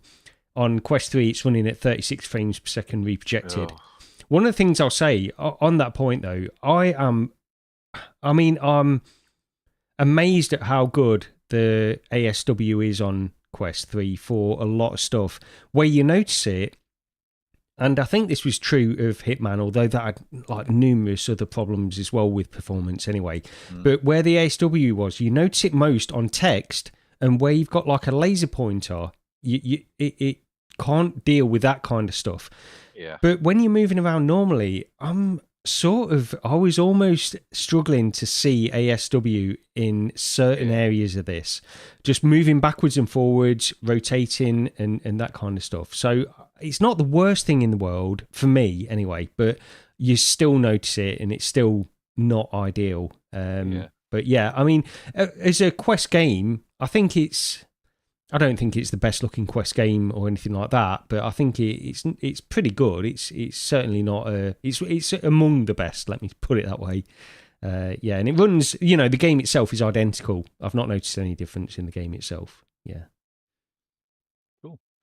Great stuff. So that's Metro Awakening VR. Go watch the video. I think that moves on to the last one, which I've been playing, right? Yep. I think I've stuck it on right at the end, which was Resident Evil 4. Now, I know I'm a little late to the party, and the game's been out like 3 years, but I haven't played it. Okay. Gary kindly gifted me this. It must have been last year, right? Oh, yeah, didn't I? I can't remember. It was Christmas, wasn't it? You gifted me this. Yeah. I think it's because I went to PD's and played the PSVR 2 version, and I was amazed by it, and I bought the remastered version on PC, and then you said, have you not played the VR version? I said, no, I've never even played Resident Evil 4. So you gifted me that to play. Hang on, you're only just playing it now? Well, this is not acceptable at all. Well, I was going through my games and I was like, you know what? I'll fancy something I can play. And the great thing about this is it's got a seated mode. So that's good for me. Yeah. And on about bugs and things like that in games, I've not encountered any in this. Now, granted, it's probably had half a dozen patches and things since release, but I couldn't find any bugs with it. And it's such a great game to play. It's fantastic. It's definitely one that is made for VR. I don't say made for VR because obviously it's not made for VR, but it translates to VR really well, especially with it being, the older original Resident Evil 4. So it's got that kind of, I want to say like Team Beef kind of vibe to it because it's got the old textures and things like that. But it's just so great. So loading the gun, tap B, grab the ammo, load it back up, click the top of the gun. and I've been having a fantastic time in it. Granted, I'm not the quickest, and I think I'm about 4.5 hours in, and I've looked at some, decent, competent players, and it takes about an hour and a half to get to where I am. You've played more than me. You've played more than me on this. I think I'm it's further than great. Rog now. I think I'm further than Rog, because Rog, you get to a point where you're on a lake, and that bit's that made me a bit queasy, I must admit, killing that giant fish, shark thing, whatever it is on the lake. But I'm a bit further than that, and I've got to, if people are watching, there's one of those big troll things. Now, this is where I've stopped playing, and I've not stopped playing because I'm bored of the game or I've had enough of it. I've stopped playing because it annoyed me that I've now got to look after the president's daughter. Slightly spoiler alert, you've got to look after the president's daughter. I can barely look after myself playing this game. Never mind giving me the president's kid to hang around. And you have to keep telling her, wait there, come with me, this, that, and other. Anyway, it's a point where you're stuck between two and an area, and it's got cliffs right on either side of you, and a giant troll appears. Now, okay, it's not dead hard to kill a troll, but it fell on her and killed her because she was stood in front of me. And I was like, she's a bit close there. Anyway, it died. It went and flopped and killed her. And he went, oh no. And I had to restart it. Now, I thought, oh, fair enough. Perhaps it's just a one-off. It happened again where she got in the way and it crushed her to death. And I just thought, you know what? I don't want to play this no more. So I kind of rage quit and I've not played it since. So I've not even got to the nitty-gritty part of the game as such. But no, I'm loving all the areas. Yeah, the zombies are very procedural. It's the same sort of, skins for the zombies coming at you and stuff like that. But you guys have played this, right? Yeah. It runs so well, though, doesn't it? It does, It runs fantastic. Yeah. I will say that I run this with Quest Games Optimizer on HD+, and it's like, I don't know what res it runs at, 150% res, 180% res, and it's crystal sharp and clear. It's pretty. It looks great anyway on standard, really. But yeah, I've not run it through Quest Games Optimizer, but the performance is fantastic. I've only put in a couple of hours, honestly, on this. I don't. Have you got to the church part yet? Where you get to the church, because that looks really good in VR. You're stood at the bottom, lower down, you can see the gravestones up towards where the church is. No, I don't even think I've got even that far, to be honest. I don't even know. What it is, I got stuck on a bit. What difficulty are you playing on? You normal? Normal. Yeah, I'm on normal. So I got. It's not easy. It's not a forgiving game at all. It's not. And there was one section. I think I've got past this now. It's been a long time since I played it, but there was one section where you come out of a house, then there's this gate. Yeah, but there's this gate in front of you. You go straight through the gate, and then people start attacking you, and they start coming down from this bridge, and they're going over another bridge, and they're all coming to. They're swarming over you. Yeah. And I got stuck on that for so long. I was replaying that again and again. I just couldn't get through that. And I got stuck in the house. Some Spanish guy, and there were 50,000 zombies coming in from everywhere. Yeah, I got stuck in that bit I died on that quite a bit. Just not very good at this game, I'm not. No, I'm not. I thought, shall I put it on easy because I suck. But I do like the inventory system of it. I also like that when you move your hand, I've got to mention this on Metro Rog as well. When you're moving your gun in your hand, it moves exactly when you're moving your gun in your hand. When I was playing Metro, now this could be my PC, I don't know if either of you encountered this. When I was moving my gun, there was a slight delay. Yeah, yeah, exactly. So this is something I'm noticing more and more when playing with virtual desktop. It does this. So what it does this. It's the smoothest way to play VR wirelessly, and it's great. It's still my preferred choice, but it does add latency. And the more I play shooters, Metro especially, I've noticed it. If you go from Metro playing on the Quest 3 to playing natively on the PSVR 2 on PC, it's instant. And you notice it. I'm noticing it more and more. That's why, like you were saying, Rog, with the Maestro earlier, it's that same thing. But it's not a problem in a lot of games, but in some it really stands out to you. Yeah. Yeah, it tricks your brain, don't it? It's not like a massive delay, but it's enough for you to go, well, I'm in my hand there already. Why isn't the gun moved all the way across? If it's something like a slow-paced shooter, I just don't notice it. But in a game like Maestro, where it's all about your hand movement, it's really obvious. Yeah. But no, I definitely recommend picking up Resident Evil 4 if you've not picked it up in the last 3-4 years. pick it up and bang that Quest Games Optimizer on, and it's stunning. I'm 20 years late to play. So I've only ever played Resident Evil 1, and that's when it came out on the original PlayStation. Yeah. Because I bought it as part of the pack when I bought the PlayStation. Yeah. So how many years ago was that? 27, 28 years more, maybe. Yeah, it's 27, And I've not 28 played Resident years. Evil since, apart from there. Yeah. I'd suck. Hashtag pro gamer. Yeah. So let's bring us up onto the news. Yeah. Oh, one thing we haven't actually got down, I'll mention now, because A, we'll forget, and B, Artful's just mentioned it, about Walltown Wonders. I know you're looking forward to that, aren't you, Lee? Yeah, I am. If I can get somewhere that I can play it, because I want to be in charge of other little tiny people that are coming out of the walls. It looks really good. I mean, it looks really good quality. It's like Gary said earlier on, it's like we don't need a VR room now. We need a mixed reality wall. To be able Yeah, we do. Yeah, a mixed reality room, just a giant 50-foot by 50-foot. Because every time I see these folks playing, like on the Quest stuff and that, they're all in giant, massive houses. Yeah. That I definitely haven't got the room to play that, but I'm hoping to try and get somewhere where I can play this on a pretty decent sized wall. Yeah. So it does look good. I think it comes out on the 21st of November, if correctly. Yeah, it says PD had issues with Starship Home. I had issues. I couldn't even get everything out the bag, dude, to put on the wall. I'd run out of room. Wow. Gary's on point. He's got the trailer up. Yeah, wow. there we go. I found it. That's why I've been look at the size quiet. of the room they've got there. I mean, that's not. I mean, it's like Gordon Ramsay's house. I don't know. It's not the typical house like I live in. The thing is, this one you could probably, if you could just designate a wall, like a big wall, you'd be all right with this one, maybe. That's the thing. I'm just looking around. I've not got enough wall space. Just blank wall space. That's the problem. Yep. It's like interacts with the table as well a lot. So there's one little person on top of the table. So it's going to pick out maybe the room that you've drawn out. I don't know if you have to do it individually in game. I know you do it for some of the other mixed reality things, don't you? You draw your settee in, you draw your doors. They have like the cabin stuff and that. Yeah.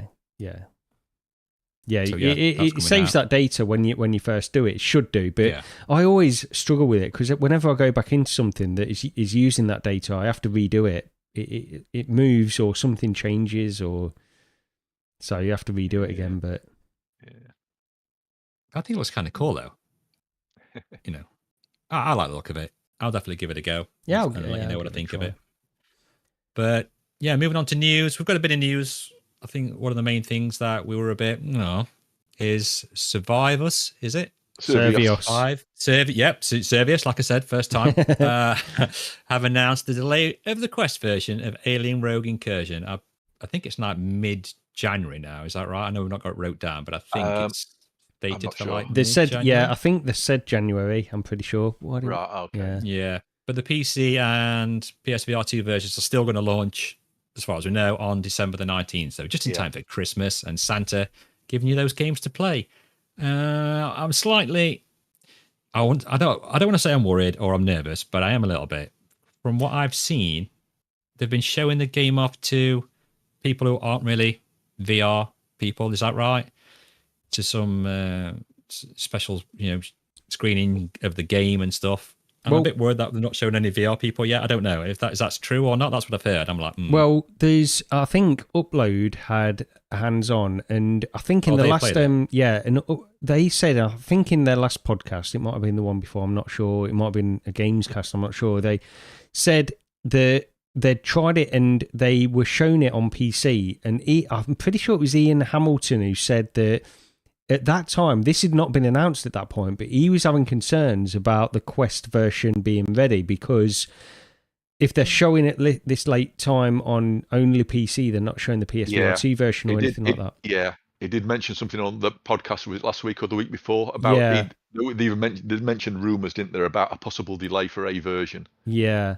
And then this has been announced after, So, I mean, even either way, I'll probably personally play this on PC anyway, but it's a shame. It's a shame they can't get like a simultaneous launch, because it would have had a bigger impact then, I suppose. Although, having said that, maybe a staggered launch would do them favours anyway. If it gets good reviews on PC and...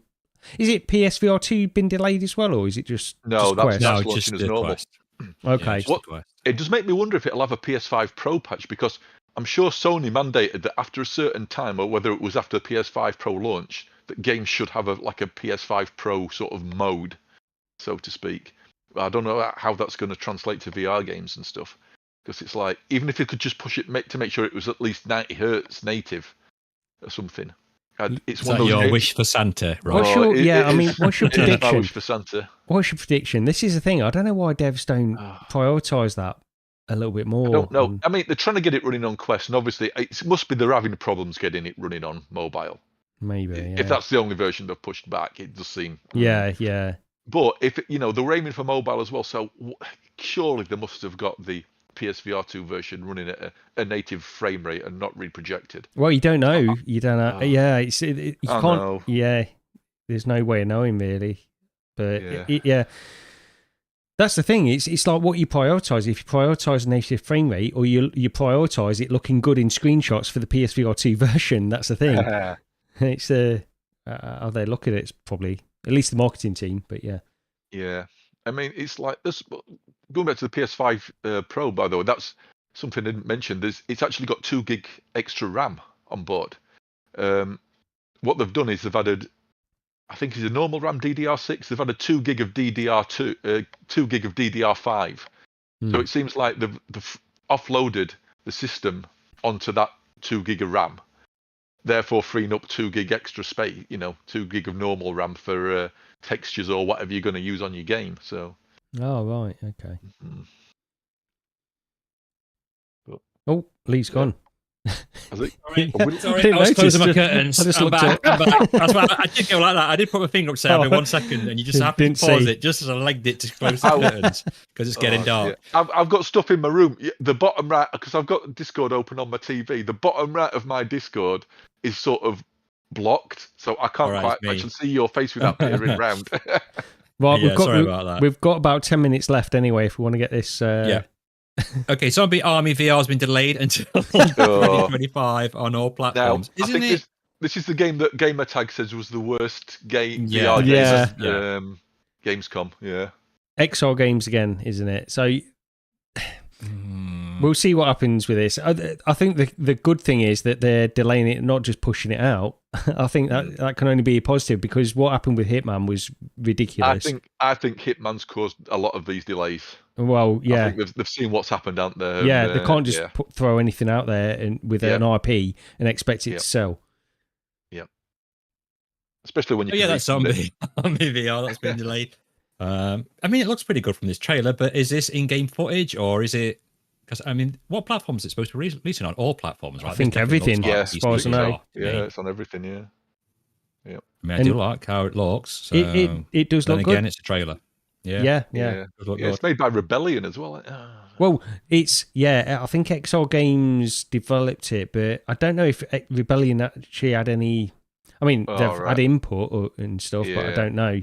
It could be like Hitman with IOI and stuff. So yeah. So that's next year. And last but not least is new and upcoming game deals. Just quickly, Goldilocks have said Starship Troopers is out at any moment as well. And people seem to be liking it who've tried it. Yeah. It's not too bad, it seems. Yeah, it's had a couple of decent. I think Benjo and GT have both said it's fun. They really liked it. Yeah. But thanks to Goldilocks on Discord as well for the heads up on these Space Docker, which we like. £3.87 at the moment on Steam. Absolute bargain. Give it a go for that. Absolutely. And Forever Darts as well on Quest is currently £1.99. So go and if you need to add that one to your library because you've not got it. I think I've got all the other ones, but I wasn't paying £8 for a game of darts. I've not got bowling. I do have the pool and the darts. I think the darts is actually one of the better ones. I do like the darts one. I've only got bowling in that. I've got bowling, but darts. You can play that. It's not just hand tracking, is it? That one you can play with controllers, can't you? I think you can. Yeah. I think we were using controllers, and like I said to Rog, I actually like this feature where you can have multiplayer, but like 2 people in your house, so you can pass the headset to the other person. Rog didn't like that. I thought it was great. He says, "I can't see I can do that." I went, "Oh, I did it for hours." Other people sweat. Ugh. Well, yeah, it's mainly them saying that about me. I don't know about the other way around, but it's good. It's good fun. It's a good laugh. They're all pretty decent. Those type of games are. I think we've got on PSN, Gazlers is 40% off at the moment for £4.79. Yeah, I just put that on because obviously there's just always a sale on PSN, and so the November sale came up. I thought I'll have a look on, and that one just stood out. If you've never played Gazlers, it's a fun sort of rogue light wave shooter, and for £4.79, it's definitely worth a look. It does what it says on the tin. Yeah, Well, yeah. It says Gazlers on the tin. I'm not sure what that says. It does about it, but yeah, it's a wave shooter, but it's a fun one, high score chasing thing. It's high score chasing. Yeah, that's it. Yeah. It's for good. It is good. Less than a fiver, it's a no-brainer. Yeah.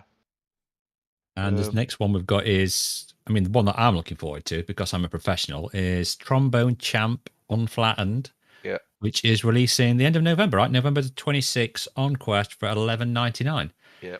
Hopefully we'll get to play that one. I mean, I'm not going to say that Flat TVR's DM'd me asking me if I wanted to play it, and I've said yeah, and they've not answered me back. But I won't mention that. But yes, I did used to play the trombone as a child. So did you? There, I did. Yeah, I should be expert review coming in from. Oh, here we go. I should be amazing at this. But just look at good fun. I mean, I've seen like E Miners playing it and stuff like that, and I mean, it sounds horrendous, right, when they're playing.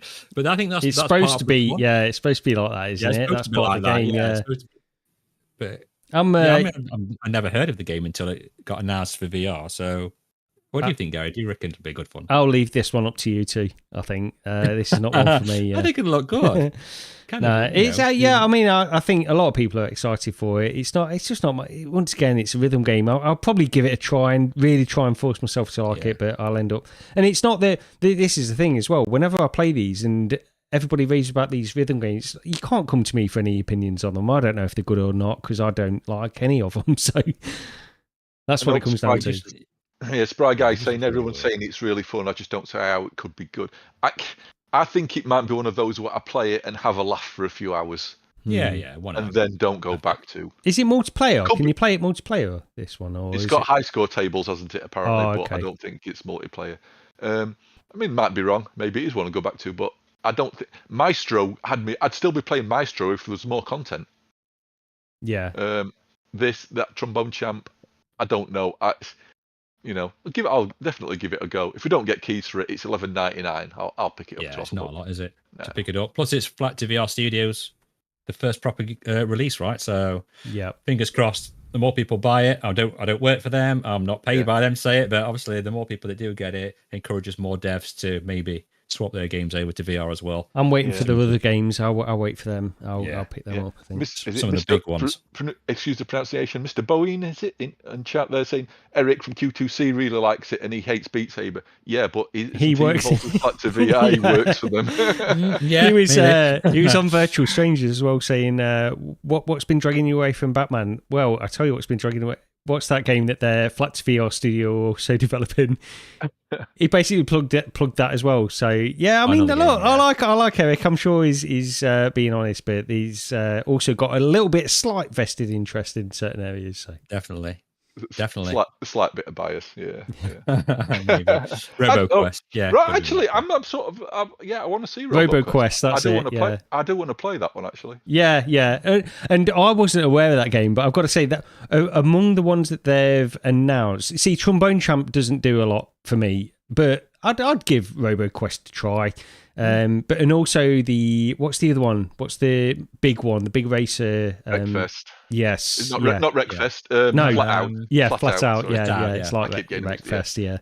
Yeah. That's the one I'm holding out hope for. So yeah. And then we've got Behemoth. Someone click that. I'm assuming Behemoth. How do you pronounce it? Behemoth. Either Behemoth or Behemoth, depending where you come from. I think. Man, I cannot read none of these things. You have to phonetically spell stuff for me in future for me to read out. Still plenty of them in Final Fantasy, but no one knows how to say that word, Behemoth. This has got December the 5th down, right? So that's it's only a few weeks away. And it's kind of silently been very quiet about this just recently. It got pushed back, didn't it? Hopefully they've sorted out anything they needed to sort out. I'll say there was a few whispers, hearsay going around as to why, but it's hopefully they've sorted out what they need to sort out. Yeah. Okay. So it's another massive game that we need to do. I mean, it's Shadow of the Colossus in it with extra bits in between. If you got the option though, this is definitely one I'm playing on PC. No, or yeah. PSVR 2. I mean, Yeah. I assume it's going to be running with. Sorry to say it again, reprojection on PSVR 2, but I think they're the two platforms for this particular game. If you got the option, but One of the says it's Behemoth. Behemoth is a very heavy metal band also. So there you go. Learn a little something there we go. every day. Thanks for that. And what I think Roger's, sorry, Gary probably interested in this one. I didn't put this down. No, Roger put this down. Yeah, Ghost Town. Yeah, Ghost Town. I'd sort of seen the trailers for it and sort of ignored it, and then I'd not noticed originally, but it's by the developers who did The Room VR, and at which point my attitude totally changed towards it because I loved The Room VR. I thought it was really good. So yeah, I'm looking forward to this now. It's gone from a escape room game to adventure escape room puzzly game. I don't know if you noticed on the do you remember the Unexplained magazine from back in the 80s? Yeah. It's that there's like they've done their own version. If you watch the trailer, there's a magazine on the table or something, and I can't remember. It's gone by now. I can't remember what they call it, but it's issue 200 and something. Because that thing the Unexplained seemed to go on for like forever when I was a kid. Used to get that every week or whenever it was, and it was all conspiracy stuff and Bigfoot and UFOs. And you sort of look at it now and you sort of think, yeah, all right. But back when I was little, it were amazing. That was a Dark Frequencies podcast. Do you remember that? Anthony and Roots, and did you ever watch that? No, I didn't. I don't think they did it for long. No, they only did it. Yeah, I think they only did probably less than 10 episodes. I watched every single one actually. I quite liked it. Yeah. Isn't this Ghost Town? Is it multiplayer as well, or is it? No, The Room. I assume single player, wasn't it? I mean, I assume it's a single player game. I can't. Which one have I seen that's coming out that's multiplayer? I can't remember which is. I'll have to have a look. I'll pop it on the Discord or something. I've seen one what's similar to this, but it's multiplayer. But I mean, The Room. Yeah, I'm trying to remember the name of the publications. Back in the day, there was Orbis, and then there was Marshall Cavendish, and they seem to do all these sort of weird weekly sort of collect all the issues sort of thing, and buy your binders to put them in. And there it is. The Mysterious. Yeah, it's definite not to the Unexplained. Yeah. That's sorry, I've just can you guys hear that? There's fireworks still going off, right? I don't know, because of where I live they can't count more than 5 or what, I don't know. But if you can hear the fireworks on stream, because my mic picks everything up, I do apologize. They're all kicking off again now. Oh god, because it's sorry for that if you can hear that.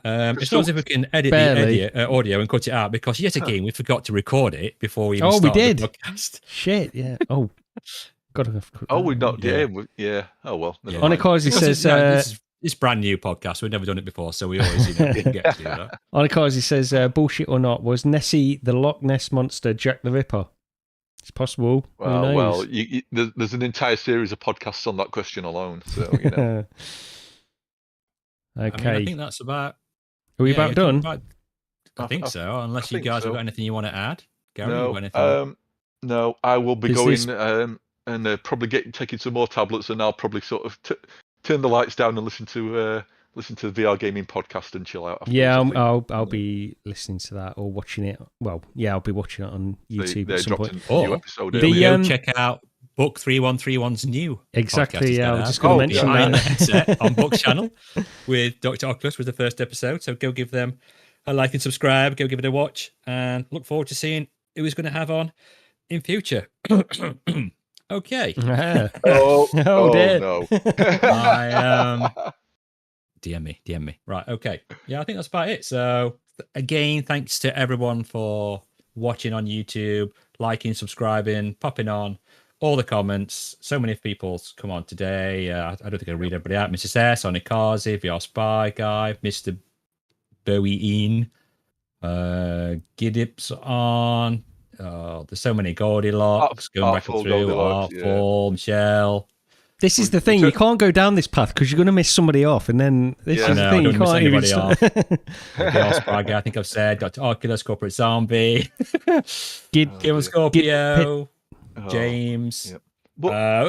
This is the only time I'm ever going to do this. Don't come into chat though. Just December the 7th, Leicester Retro Computer Complex. Museum.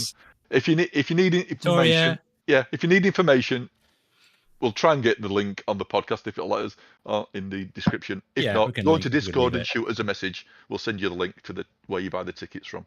Come and hang out with us for the afternoon. Yeah, it's free. We won't charge you any money. I mean, if you want to get us a beer, it's free to hang out with us. You'll still have to pay to get into the museum. Yeah, but, you have to pay to get in the museum. Free to hang out with us, unless you want a signature or anything signing, and it's £5. But apart from that, and please, no eye contact. Yeah, no eye contact. Gary doesn't like eye contact, so and address him as Sir Gary, and then absolutely, yeah. Ask permission before you even acknowledge me. Gary's got a book out, by the way. If you want to read while you're there as well and not want to play any games, definitely pick up the Memory Engine. Yep, and bring your copy of Memory Engine along, embarrass him, and make him sign it in front of everybody. Oh God, it weren't the fact that you brought it along. It was the fact that I was being filmed while signing it. I mean, what the? Yeah. I think you put in mind #ProGamer, and you said, "Do you really want that putting in?" I went, "Yeah." Right. Anyway, that's we better go. So, job done. Yep. So we'll see you in around about a month's time when we've played, hopefully before Christmas. Yeah. I don't know when so. Well, we should have been doing a podcast probably on the 7th, but we're going to Retro Museum, so I don't know what's happening. We should do it live from there. Yeah. maybe one day when we get everything set up right. We'll try and get one in before Christmas anyway, and then we'll see you after that in January. So we'll try and get one in. Start recording our audio on this one, so I don't know about doing it anywhere else. We'll be all right. We'll be all right. Yeah, it'll be fine. Right. So we'll see you then. Thanks everyone for watching, like I said, and take care. Yep.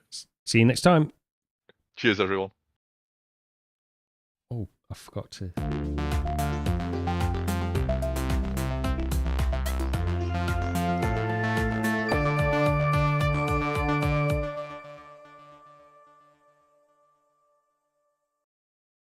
I probably waffled a little bit at the end. I was, trying to get through it, so we weren't. I think we'll be okay on time limit. Anyway, you can chop out. Because I think it'd be under 2 hours. Yeah, we only had a couple of minutes, I think. Oh no, yeah, you're right. Yeah, because we had that going on. Yeah, we should be well under 2 hours. Yeah. Yeah, easy. We can put all that out. That was good. That was fun. I started laughing, Roger, at the beginning because you said something about bouncing up and down on you, vigorously bouncing up and down on me or something. Oh, right. Oh, shit. Oh, shit. Hold on. And we're back.